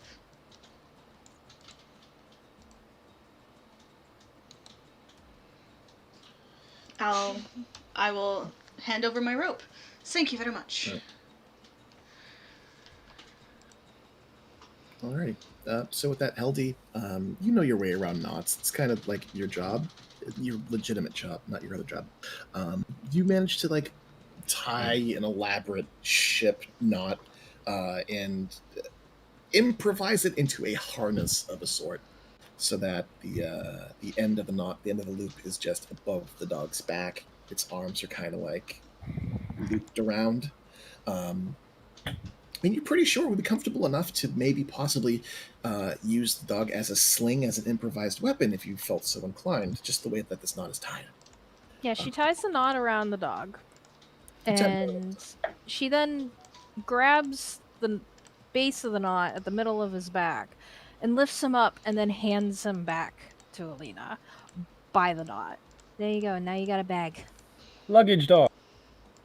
Alina, you have a luggage dog, and Mishka is kind of like pathetically wiggling his arms, like doggy paddling. They do not look uncomfortable. The movement is lethargic and kind of dopey slow. I love the idea that he tries to dog paddle through the air. Oh, Misha. You're not flying dog yet, but maybe someday. And I'll put him on the ground so he can walk next to me. All right. You guys begin to walk. Misha is a very, very slow boy, but he tries his best. Every so often, he'll get these little spits and bursts of speed to try to catch up. But he continuously lags behind you. Thankfully, you have like 50 feet of rope, so it's not too bad. I won't let him fall too far behind. Like, I won't let him slow us down, but, like, I do want him to, like, try walking a little bit. Yeah. He hops and kind of skips behind you as you guys begin to move. Vanya, Petal has some choice comments to make about why the dog isn't riding a skeleton. This is the best thing ever. I informed Petal that the dog is too small to ride the skeletons right now, but maybe in the future. And as we're walking, I am consistently using prestidigitation first to clean off any of us who wants to be cleaned off from refuge, and then doing it all over the skeletons to get them tidied up. It takes you a little while with the skeletons. They got some dirt in them. But yeah, you have plenty of time as you guys begin to walk. As you make your way down from the refuse pit to the old road, and from there out of the city. It takes you guys a while to make your way to the old road. But with nothing left to do in the refuse pit and nothing left to do in the city proper, there remains only... Oh, man. There remains only one thing left to do. Search for the items in question. This map is missing things. Hooray!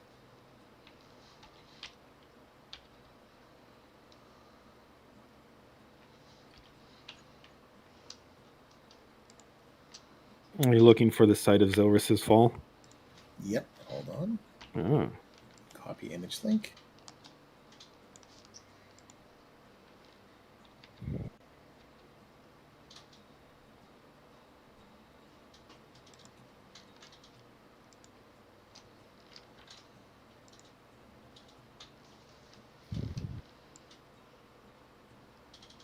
Update all tokens.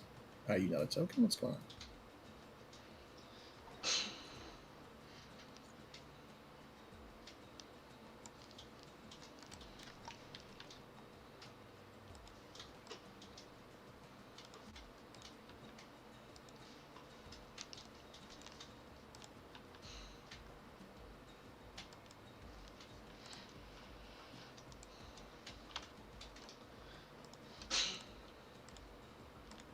Bear with me one sec, guys.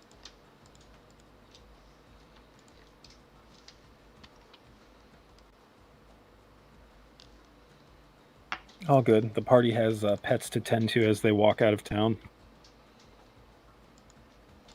Dogs to play with, skeletons to clean.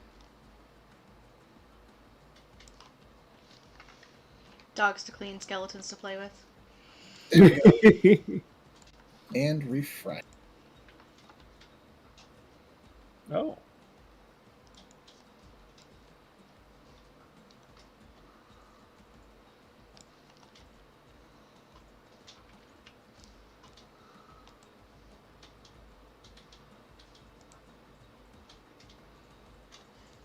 Okay. Not sure why that got so blurry, but here we are. So, you guys begin your trek just outside of Port Yanzuru. As you make your way along the coastline, following the old road, you guys encounter a very large bridge, which crosses a rather wide river. This large wooden structure appears to have several members of the town guard near it keeping watch. Um, as you observe it, you do see that there are some people crossing this rather long bridge. Um, a number of what appear to be citizens of the old city, a couple of what appear to be adventurers or commissioners, sellswords, or perhaps foragers moving back and forth. Um, it's getting some use. Uh, just based on your collective understanding of the area around you, this is kind of a shortcut that leads deeper into the jungles, closer to the Dark Moon Tribe domain. Um, you could head further south and ford the river at a more narrow intersection, but this seems to be the more direct approach into the deeper woods.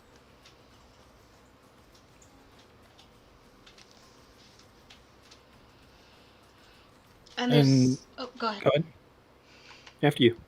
There's a lot of people around. There appears to be a decent amount of foot traffic. There are guards around. Alina, you would know this is just to prevent bandits, highwaymen from taking advantage of the only real bridge in the area that leads into the deeper woods. But you do recognize people. Oh, yeah, that person's part of Nyanzuru. That person don't recognize him, probably from one of the outlying villages beyond the city. All right. Yeah.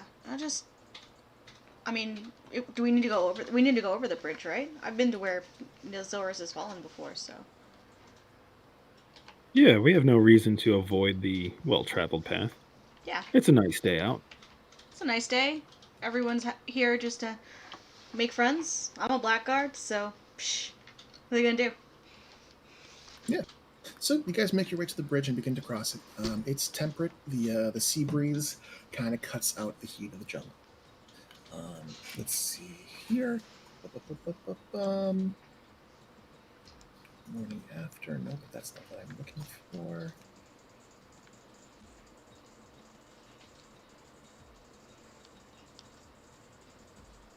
One sec. All good.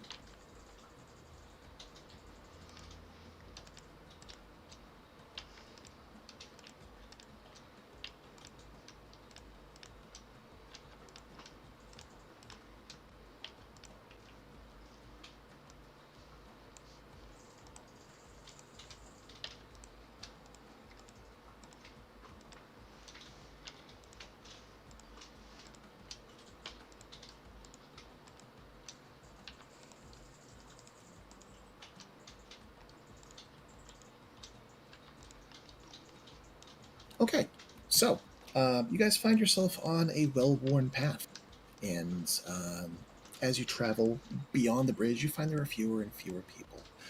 You enter into the deeper thicket of the woods, where the tall trees and thicker canopy helps alleviate a lot of the the heat of the jungle, at least the direct sunlight heat. Um, I think once we get across the bridge and start moving into the jungle, I'm going to start keeping an active eye out for some of the plant ingredients on the sides of the road. all right. And that is more or less where I plan to go next. Um, Perfect. as you guys are walking, it's a bit of a travel between here and Zalyrus's Landing. Um, how are you looking out for these particular reagents? Um, is it just Vanya who's looking around? Is everyone kind of fanning out and keeping an eye out? And Bonjay knows what to look for by now. Um, he's gonna point to his nose, indicating that if there's something with a smell, he can smell really well right now. So, um, you know, help find stuff. I would probably using since I know what to look for and I have some uh, notion of nature knowledge and whatnot. I am going to kind of direct them on what to look for, what kind Okay. of areas would be most conducive to these particular ingredients. If they might be found near particular bushes or plants, I might call that out.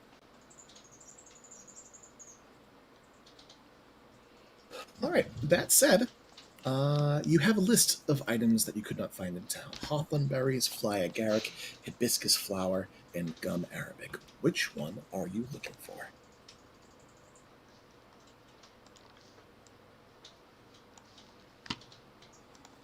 Um, so I am not a nature person, so I'm going to say Vanya would probably know which one is the easiest to find.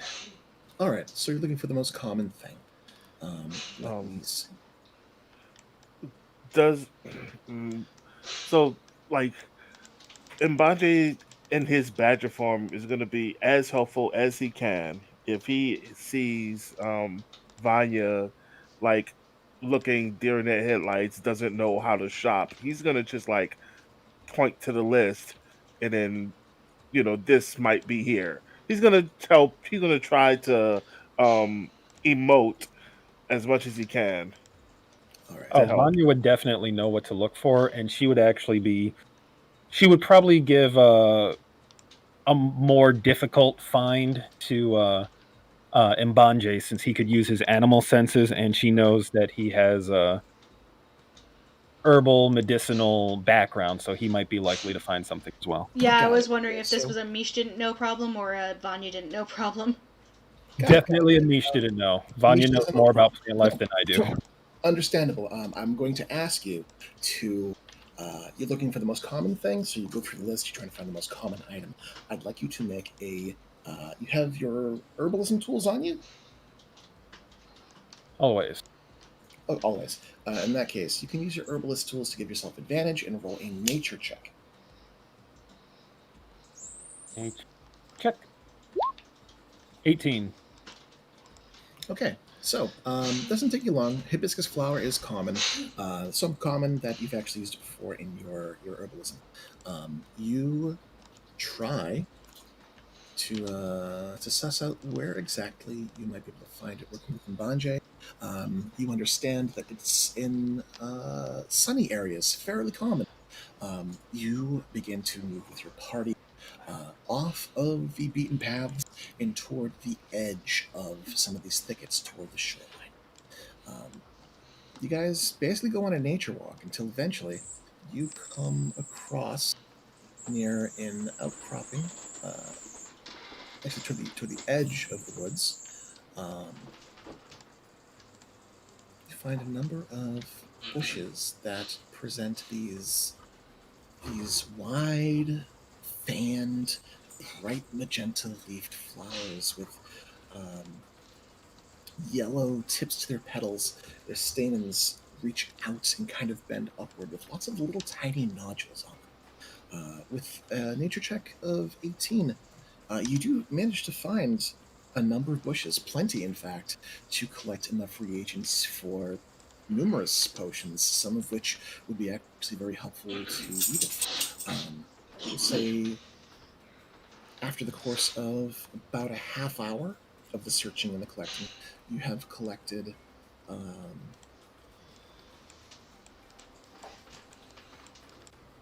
roughly half a pound of these leaves pressed, these flowers pressed.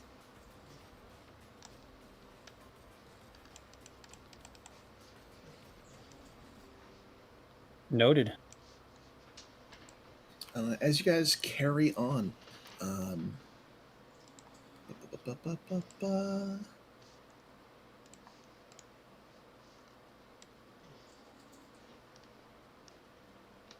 let's see. As you carry on, just roll me another nature check. You can take advantage on this.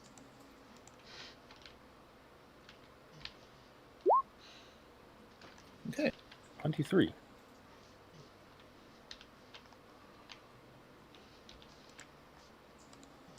23. So the next item on the list, you guys carry on moving. Not seeing much in the way of people or others in the woods. You start to look out for the hawthorn berries. It takes you deeper into the woods toward drier and more overgrown portions. You guys definitely move off of the beaten path, finding yourself in a thicket. Um, Little tiny barbs and thorns start to tug at those of you wearing cloth armor. Um, but eventually, you lead your party to uh, a number of bushes that grow bright red berries upon them. You begin to pick them. The 23 again managed to pull off enough to uh, complete, get enough for the potion in question, with plenty to spare. From there, you and Mbanje, it's around this time that you can have wild shape, what, up to half your level and onward? Yeah, so it'd be 3 hours. 3 hours. This is around the time that your wild shape begins to dissipate. Um, which works out well because the next two items on the list are considerably rarer. Um, Fly Agaric and Gum Arabic. Um, the two of you put your heads together, as you try to suss out where exactly you might be able to find these. Either of you can make a nature check or a survival check, or you can work together to give one of you advantage to try to determine where to find this stuff. How does the stuff wearing off? That was like I ask without anger. What's that? What that got to do with anything? You turn back into Mbanja, Okay. so you can talk again. Okay. Well, with that happening, he's gonna he's gonna turn into his true form, that surely no one has ever seen. So rather than the dark skinned human, Mbaji is gonna turn into the furball he actually is. Oh shit. Okay, so Yeah. at one with nature, Oh, you change your shape, and Mbanje turns into what at first looks like human form, or at least as tall, but his stature is broader. Uh, Mbanje, can you just quickly describe what your furbolg form looks like? Let me bring up the written description. Uh, Lanky, tall hair like dreadlock, twisted moss with shaggy bangs over his eyes, but he doesn't show signs of being hindered by lack of sight. Blah blah blah. Blah, blah, that's dear. The most dynamic clothing seems to be a mostly red cord belt. Uh, he has an underbite and tends to laugh by opening the sides of his mouth by keeping the center still. Uh, his skin is a mossy green. I didn't write this down.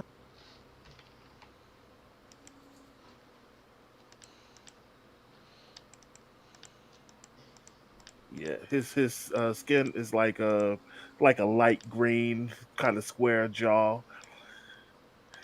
The tattoos he had on him as a human transfer when he's in his furball form, and he tends to hunch over a little bit more in this form, as if like used to talking to people smaller than him. All right, you guys see what appears to be a man of the woods, a force of nature, um, perhaps more beast than man, uh, taking form.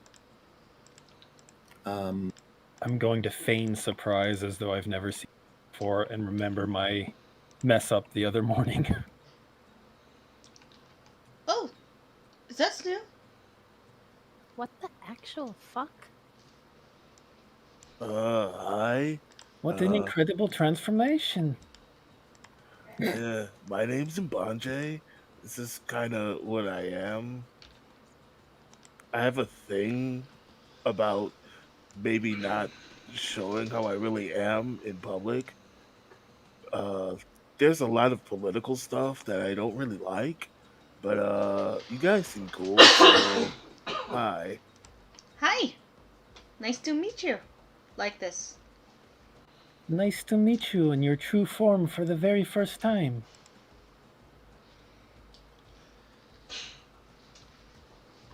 I would insight check Vanya, but I'm playing Alina, and but Alina you're playing Elena. Alina doesn't understand what sarcasm or drugs are. Hell yeah. Definitely not sarcasm. Vanya is embarrassed at having again thinking back to the other morning, so she's overcompensating. She's not a great liar. Alina has an Heldy. insight of zero. So Heldy, you've never seen anything quite like this. Vanya, Alina, this kind of sounds like fairy tale shit from Gilneas, but nothing that you've quite interacted with yet. Incognitus, the It's a world is green big man and from full the of. forest. Uh, Bunny just sort of like waves because okay. yeah, the world is full of monsters, and sometimes those monsters are people. So here we are.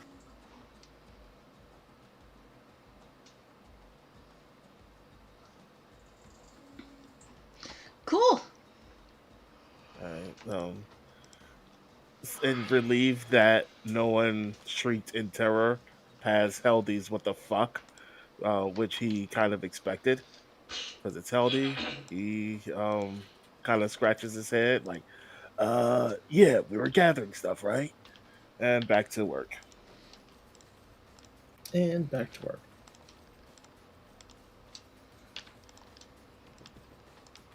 So you guys put your heads together and begin to search for the next thing on the list. I need a quick, um, like I said before, you guys can put your heads together for a nature or survival check at advantage, or you can each make your checks separate.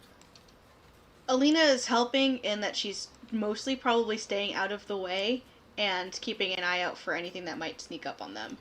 She is very bad at this and knows she is very bad at this, and All right. accepts that she is very bad at this. Alina's actively keeping an eye out for predators. Good to know. Thank you. Mbanje, what's your nature and your survival skills? I have a 5 Nature in nature. nature is 4, survival is 6. Okay. I'll grant you advantage on a survival check. Okay. Okay, and Panji, survival at advantage, please.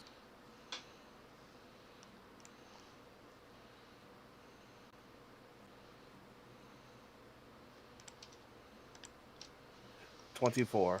24. Okay, so you look over the list, and Vanya kind of points some things out and explains some things, and basically takes some of these names and gives you some different names for them.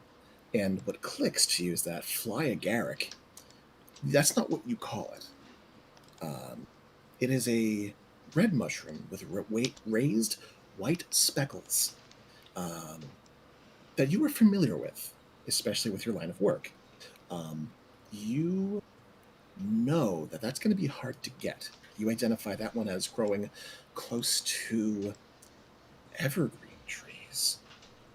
And there aren't many around here that you're aware of. Mostly that stuff would be closer to the mountains. The gum arabic, that comes from acacia trees, which is a lot easier to get to at present time. You begin to lead the party back onto the main road, um, passing deeper and deeper toward the Dark Moon Tribe domain and Cyrus's Landing. Um, Eventually, you bring your allies to a clearing that you're familiar with, at which point you point out at these tall trees in this wide, sparse plain of short grass. The trees, there's only a couple of them. They have these narrow, these wide, short trunks that branch out these wispy, long branches in all different directions, creating almost like an umbrella look. Um, and as you get there, you guys approach one of these tall acacia trees. As you understand it, to get the sap, you're going to have to climb. To get the good shit, anyway. In the young branches. The tree in question is like 30 feet tall with these long, thin, wispy branches. And it casts considerable shade around you in this clearing.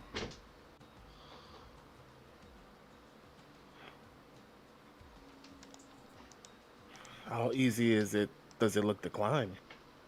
It looks easy enough to get a handhold, but those thin branches look like they may have trouble supporting someone of your prodigious girth. Is everyone looking up at the tree? Yep. I'm a good climber. Fairly strong climber. I spent my life climbing ropes, so I could get up there. Your armor wouldn't hold you down. I was gonna suggest healthy or um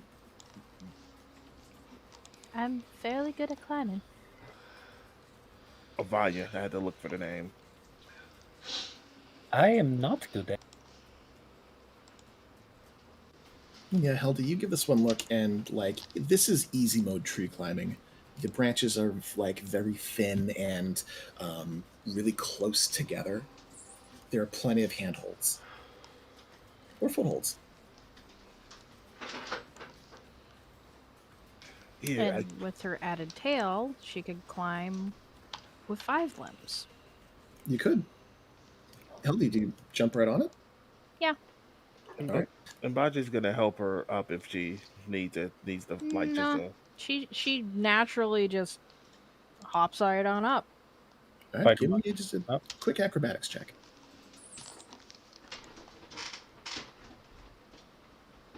That is a 21. 21. So, yeah, you guys watch on as Heldy kind of just hops up, gets her chest up on the first fork, hoists herself up, and then just hand over fist, over tail, over hand over fist, begins to climb to the top of the tree. Heldy, you get just under the canopy, you look down, you see your friends are quite a distance away on the ground below. You see that there are a number of green, fresh branches all about you. All right, how much am I getting here?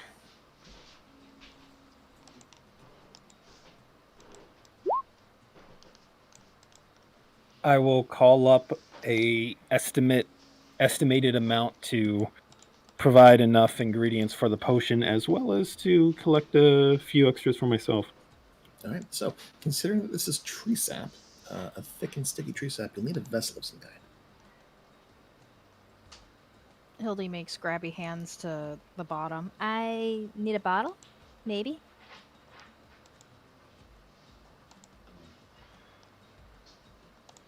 You don't have one with you? I guess you wouldn't be asking for one if you had one. Uh, No, I got a knife.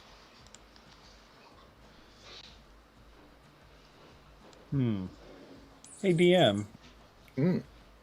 knowing that we were going to be collecting these items today, would it be reasonable to assume that I grab some bottles from Edith's shop before I left to help with collecting? Um, roll me d20. Um, D20. and Banje also has his own herbalism kit. So he would like gladly give vials up.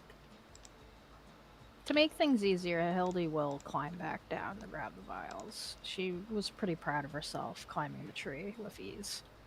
Okay, so herbalism kit does contain vials. So you can use some of the vials in your herbalism kit and hand them over to Heldy as Heldy comes back down. Indeed. All right. So, Heldy, you grab the bottles, you scurry on back up.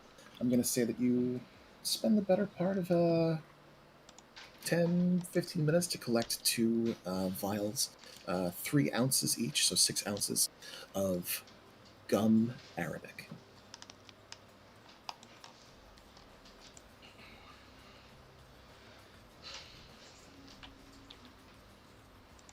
How many ounces did you say? 6 ounces total. Okay. It's more than enough for what you need.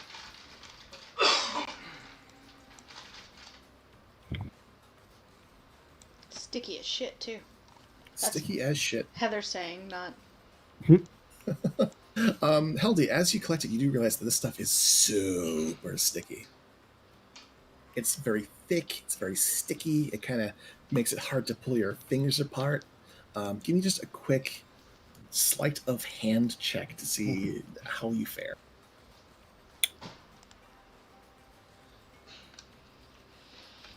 It's a 12. 12. You've done some messy work in your line of work. Some things just can't be avoided. You haven't superglued your hands together, but you do have an unpleasant, filmy feeling in your fingers after this whole ordeal's taken care of. Also, some of the sap is stuck to your shirt. It's sticky. It's kind of gathering bits of bark. You make your way back down. You hand over the stuff. You guys look over your list again, and you come back to fly Agaric. Prestidigitation can get this off, right? I promptly try prestidigitation to get the stuff off.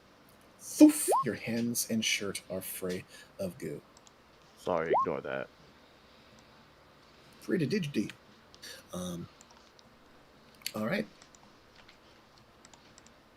So, you guys find yourself kind of without a heading for the last item. Alina, you said you've been to Xalris's Landing before. Yep. I'm just going to give it to you. You do know that there is a number of peculiar fauna. You know what? I think it might have been his bones, sorry. Might have been his bones. Okay. We were planning to go to Xalris's landing site to begin with just because of all the weird growths around it. All right.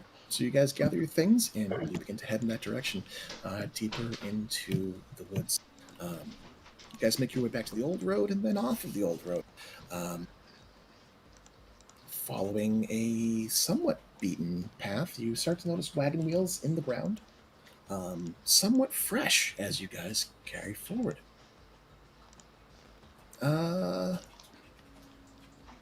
everyone's making me a perception check. Alina, please roll an advantage.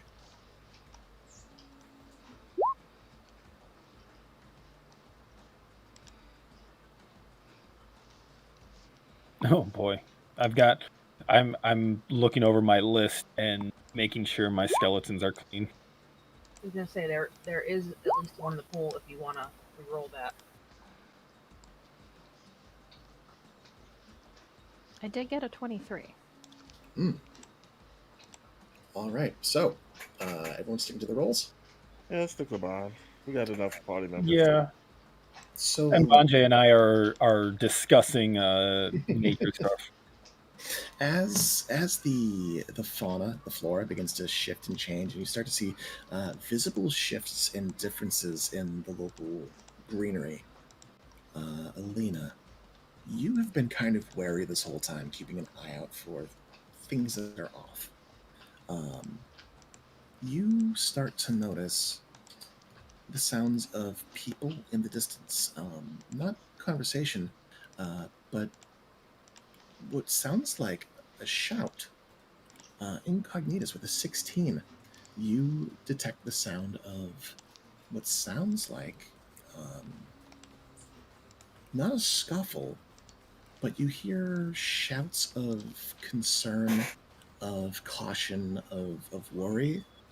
Um, Heldy, with your 23, you make out some distinct words in a distant cry.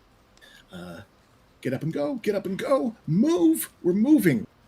Um, and you see the rustling in the distance as you start to pick out numerous figures darting through the woods in your direction. Whoa. Well, there's some people coming. Yeah. Friends or foe? Hildy just What was shrugs. that? Settle Misha into my bag more properly, and pull out my shield. All right, what's going on? All right, so you call out into the woods. You present your shield at your side. As you call out what's going on, from the bushes stumble out a brown, short-haired human and a flummoxed and somewhat bloodied dwarf. Red of beard, or weathered of face. The dwarf stumbles forward. The human trips over him. He reaches down to carry his companion, get him back up, and they both jog in your direction. Oh shit! Blackguard. Oh man. Glad to see you. They started attacking us. A ambush. Oh, over by the dragon. We were picking off pieces and getting bones and pulling things to try to build with for later. And our operations are done. Failure.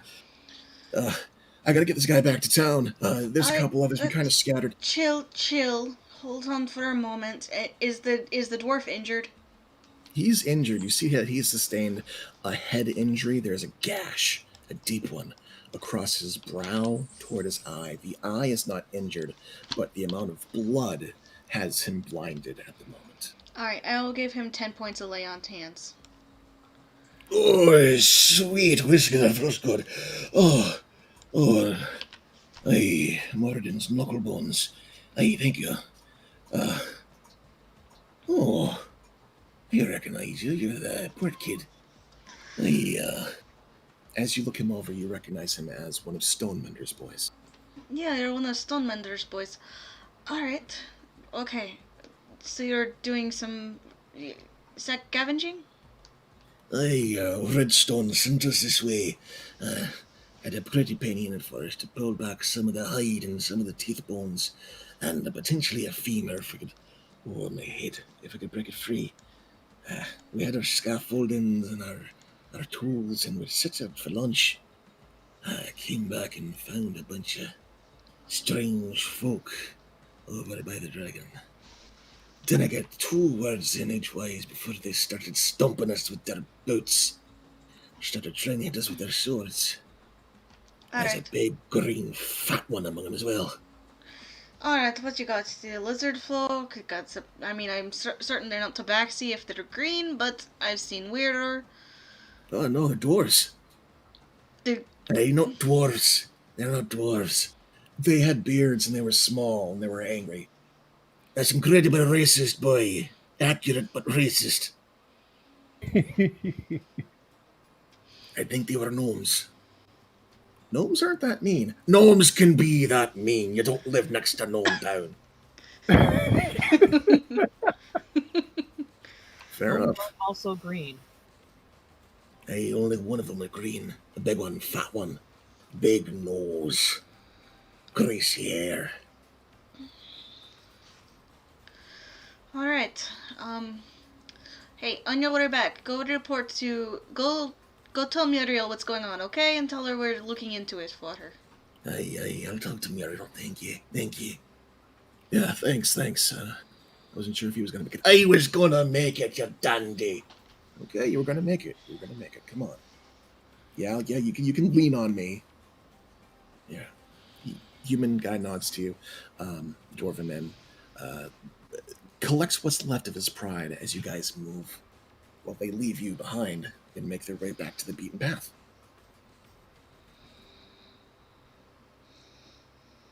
That was somewhat alarming.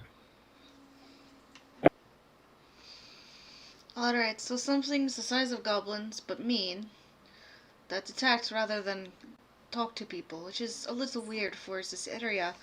And they aren't lizard folk, theoretically. And one of them is green. I've never heard of a green dwarf or a green gnome before. Me neither. So, curiosity is going to get the better of me, and I want to see what this green gnome is. Perhaps it's magic? Could be magic. It's always fucking magic. It's usually fucking magic. It was rather inconsiderate of them to disrupt the salvage operation there. And we need that area to be accessible. Agreed. So, Misha, you're going to stay in the backpack. Yes, thank you. Good boy. And we are going to go investigate. Perhaps, Halsey, I think you are better at being stealthy than I am.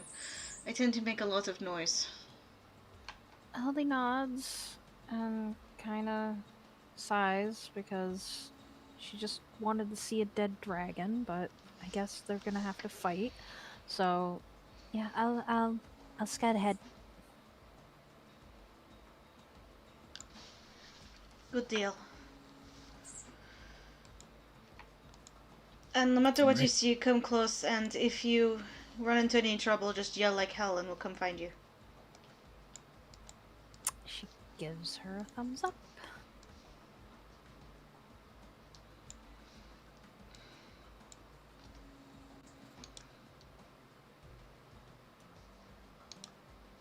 All right, just a moment, guys.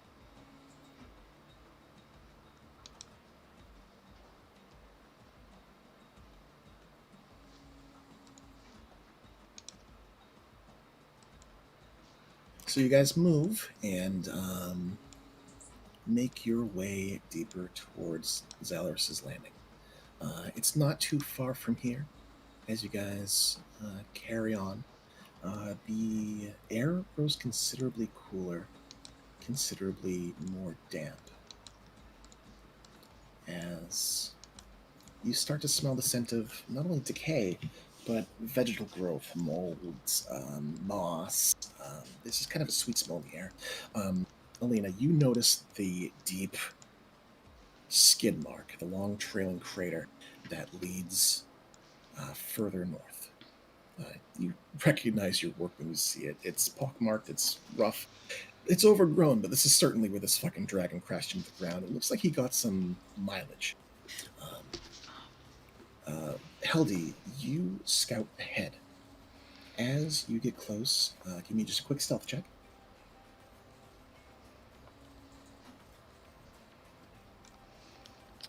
that was awful. There's 2 in the pool, isn't there? No, there's at least one. There's at least one. Alright, I'm gonna use it. Because I don't want a 2 on die.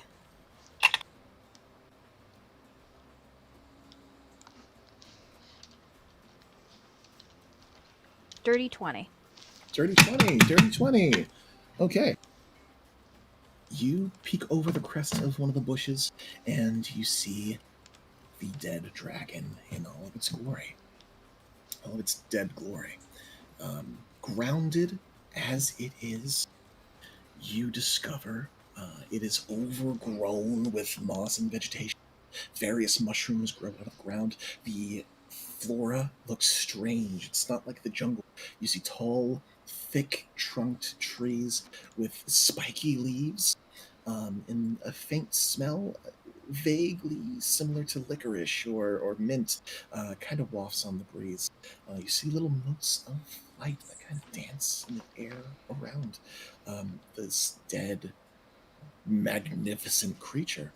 And you also see a number of dwarves, gnomes, and other small folk surrounding the creature. They look around, kind of scratching behind their heads. They speak with each other now and again.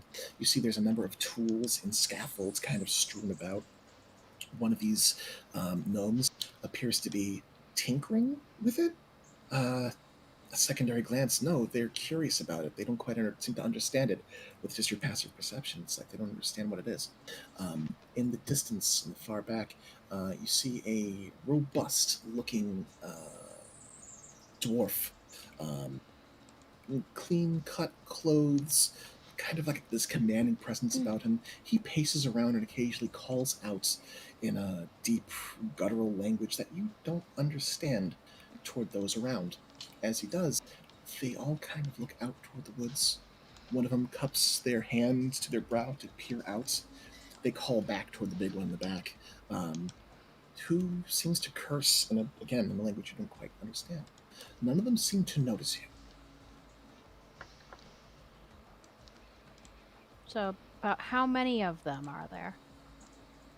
You see one, two, three, four, five, six, seven of these entities.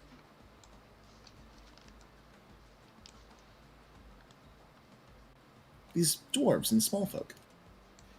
All right, I am gonna take note. And do any of them look like they have like heavy weapons on them, or? Give me a perception check.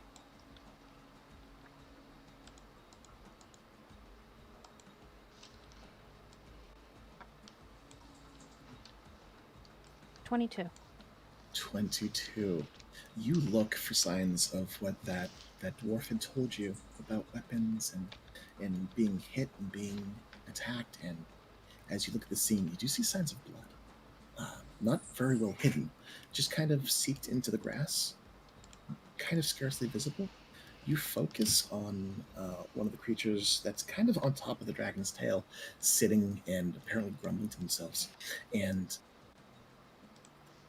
something's wrong about the way this dwarf looks. Something's not right. You see a shimmering outline around them that seems to kind of shift and turn. He moves, and his image follows after, and for but a brief moment, you could swear you saw two of them overlapping, like a heat mirage. You, in this moment, catch a glimpse of their shoes, which appear to be made of wrought, gleaming iron. Upon their back, you see the outline of something just barely hidden from view, a shimmer that could be a weapon, but like a heat mirage, you can't discern the details of it. But you know something strange is at work. All right, with that information, Hildy is going to slink back off and go catch back up with the others to relay this information.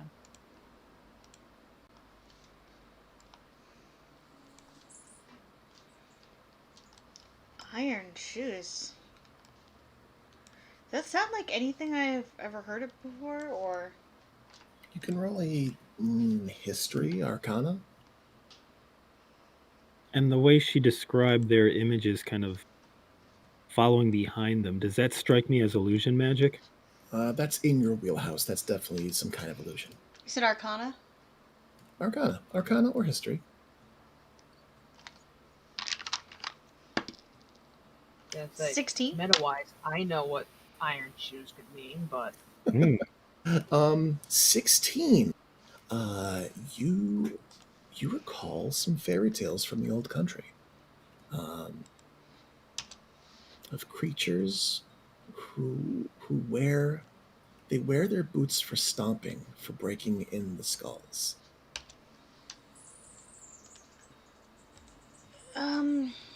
Vanya. They wear our boots for stomping, for breaking in the skulls. I can't remember the rest of the poem. Ooh, does this jog my memory?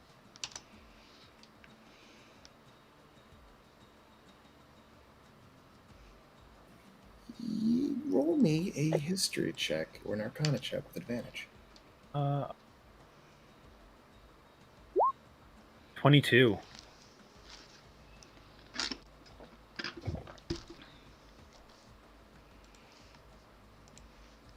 They chase and chase, and when they catch, they dip their hats in red.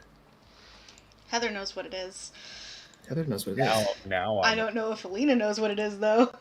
Elena might not know, Vanya, but you do recognize that this is with an arcana check of 22, this sounds like a fey creature, a creature born of bloodlust incarnates, known as a red cap.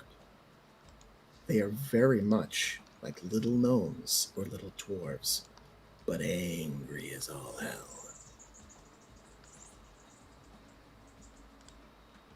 Vanya's eyes go a little wide as she repeats what Alina said and then reads off the second verse.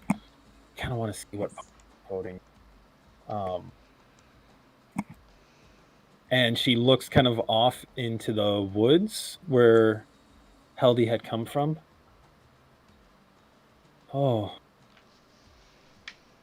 that sounds like red caps.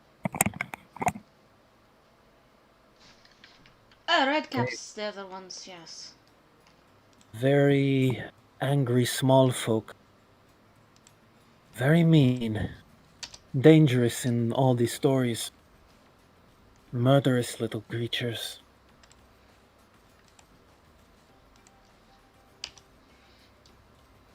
Hildy wouldn't know anything about that, would she? You're welcome to make a history check, but you will not have advantage.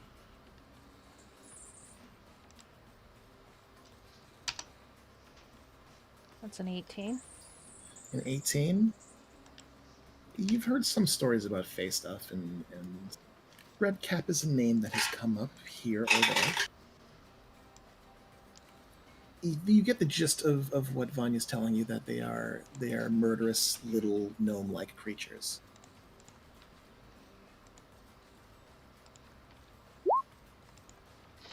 What are red caps doing in Tikal?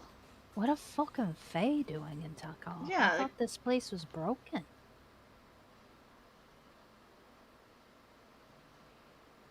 I haven't the faintest idea. They are fairy creatures, monsters from stories, things we would have been told to look out for.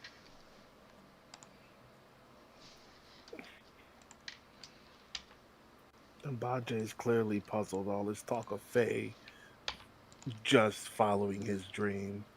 He's trying to store the information later to see if there's any connection he can look into. Well, there's 7 of them, so do we want to go fuck them up? Well, if they're gonna mess with the anchorage and all of the progress, we need to get them out of here. But They are not known for their society. For that And what? for what? Kind of broke up. They are not known for their society. I've never heard of them organizing in such a large group before. If that's the case, then maybe someone's controlling them or giving them direction. You think they work for the dragon? I killed the Well- dragon pretty good. You guys took the head off the dragon, just for reference. Yes. But maybe if they worked for it, they're looking for something. I don't know. I don't know how things work with evil bosses and minions. Whether they are working for another creature or here on their own, they are not good creatures. We should deal with them before someone else less powerful comes around, like these other two. Vanya, Petal's hackles are raised. Her tail is a big, angry bush right now. I'll catch sight of Petal and realize remember she's from the Feywild. Oh, Petal, are you familiar with the Red Caps? She inclines her head to nod. Is it common for them to group together like this? Petal shakes her head slowly. Typically, they stay by themselves. They don't like other people. Sometimes they find the person who made them and kill them. Other times, someone big tells them what to do.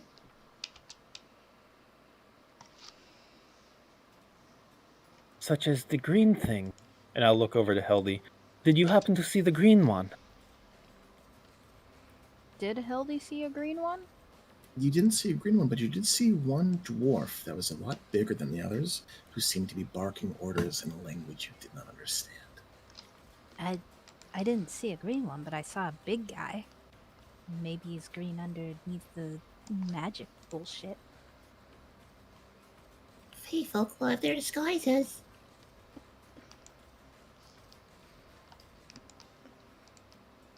Is there, and I'll look back to Petal, is there anything about the Red Caps we should know in order to fight them? To Don't let chase them off, or Don't let them get a hold of your blood. don't what? Don't let them get a hold of your blood. Oh. They get meaner. Petal says not to let them get a hold of your blood. They get meaner. Oh, okay. I'll try not to bleed so much. That is a wise idea. Do they eat people? Oh no, they just murder them. They don't eat, they don't sleep, they just murder. She passes No. that along to Vanya. Vanya shakes her head. No, they do not eat. They just kill. For pleasure. She nods briskly. Oh, also, they can pick you up. They're small, but they can pick you up and throw you. They are also incredibly strong despite their size. Thank you. I'm getting more and more like I don't want to fuck with these things. Well, if we are able to take out a couple before they even get close, I can do some magic from far away. How far away is this again? Oh, Heldy, it's like a 5-minute walk ahead. She relays that. Uh, of course, we'd have to get quite a bit closer. Maybe I can make the area harder for them to move. Um, I have Moonbeam. I can conjure some animals to screw up with them without them knowing that it's just us. If other people have some ranged attacks, that'd be really cool. As dangerous as they are, I think Alina is right. We should deal with them before they attack anyone else. The two we encountered were lucky to escape with their lives. Oh, Petal kind of bristles again. they're very, very fast. I beg your pardon? They're very, very fast. They move really, really fast. Oh, Petal says they are also very fast as well as very strong. Oh yeah. They can kick you when they run. If they run, they're gonna kick.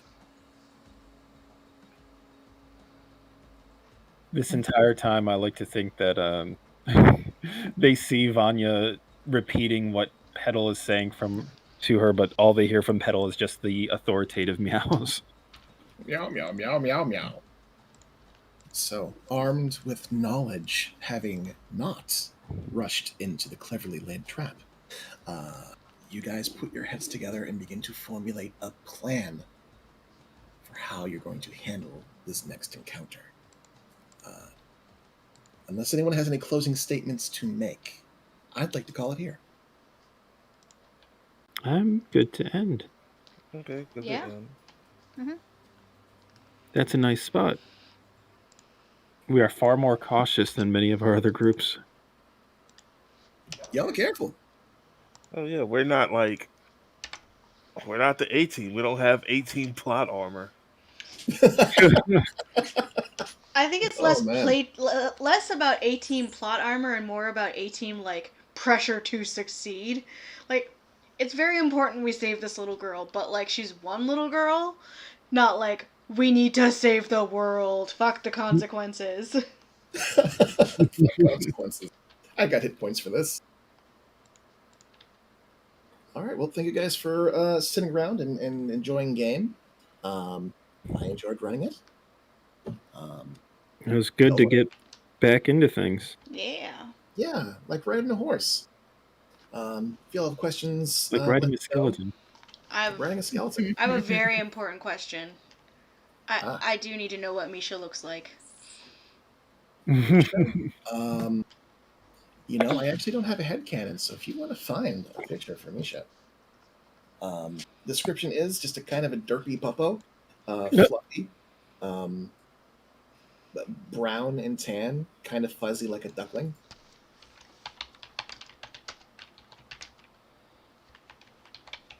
I googled derpy puppy, and the first pug that showed up was amazing. No pugs.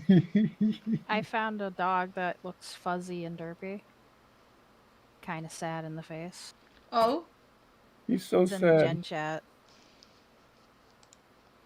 Oh my god, that's Misha! That's Misha! That is Misha! That's Misha. Oh, Misha, you're gonna Maybe grow a into little a fucking darker, monster. but No, this is it. not a This is brindle it. puppy. We're retconning. This is Misha. It's Misha. Adorable little guy. Unless someone can top this is Misha. I don't know, I think that's the first one. The first one's got a derp face, and I like it. The first one is such a mood.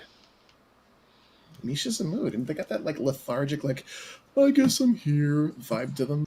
Which is good, because he just got put into like he's like got his head poking out of a backpack, but he's in a backpack. He's in a backpack. Be careful with AOE spells. Yeah, I think that that's gonna be a magic item that Shield's looking for, is some sort of Pokeball. Well, you do have a harness. You could tie him to a tree. Just kind of dangle him and let him swim for a while.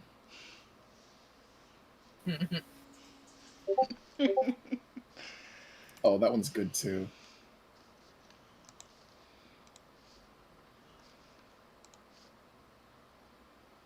Sleet Storm contra Animals Moonbeam. We're talking strategy in chat. Nice. Yeah. Yeah, Swashbuckler's got to get up close. I mean, you can use a ranged weapon and do sneak attack all day if you want. Helly doesn't have any ranged weapons. Oh, you got rocks. You got rocks. You land that I got rock. rocks. You can use sneak attack on that rock. It's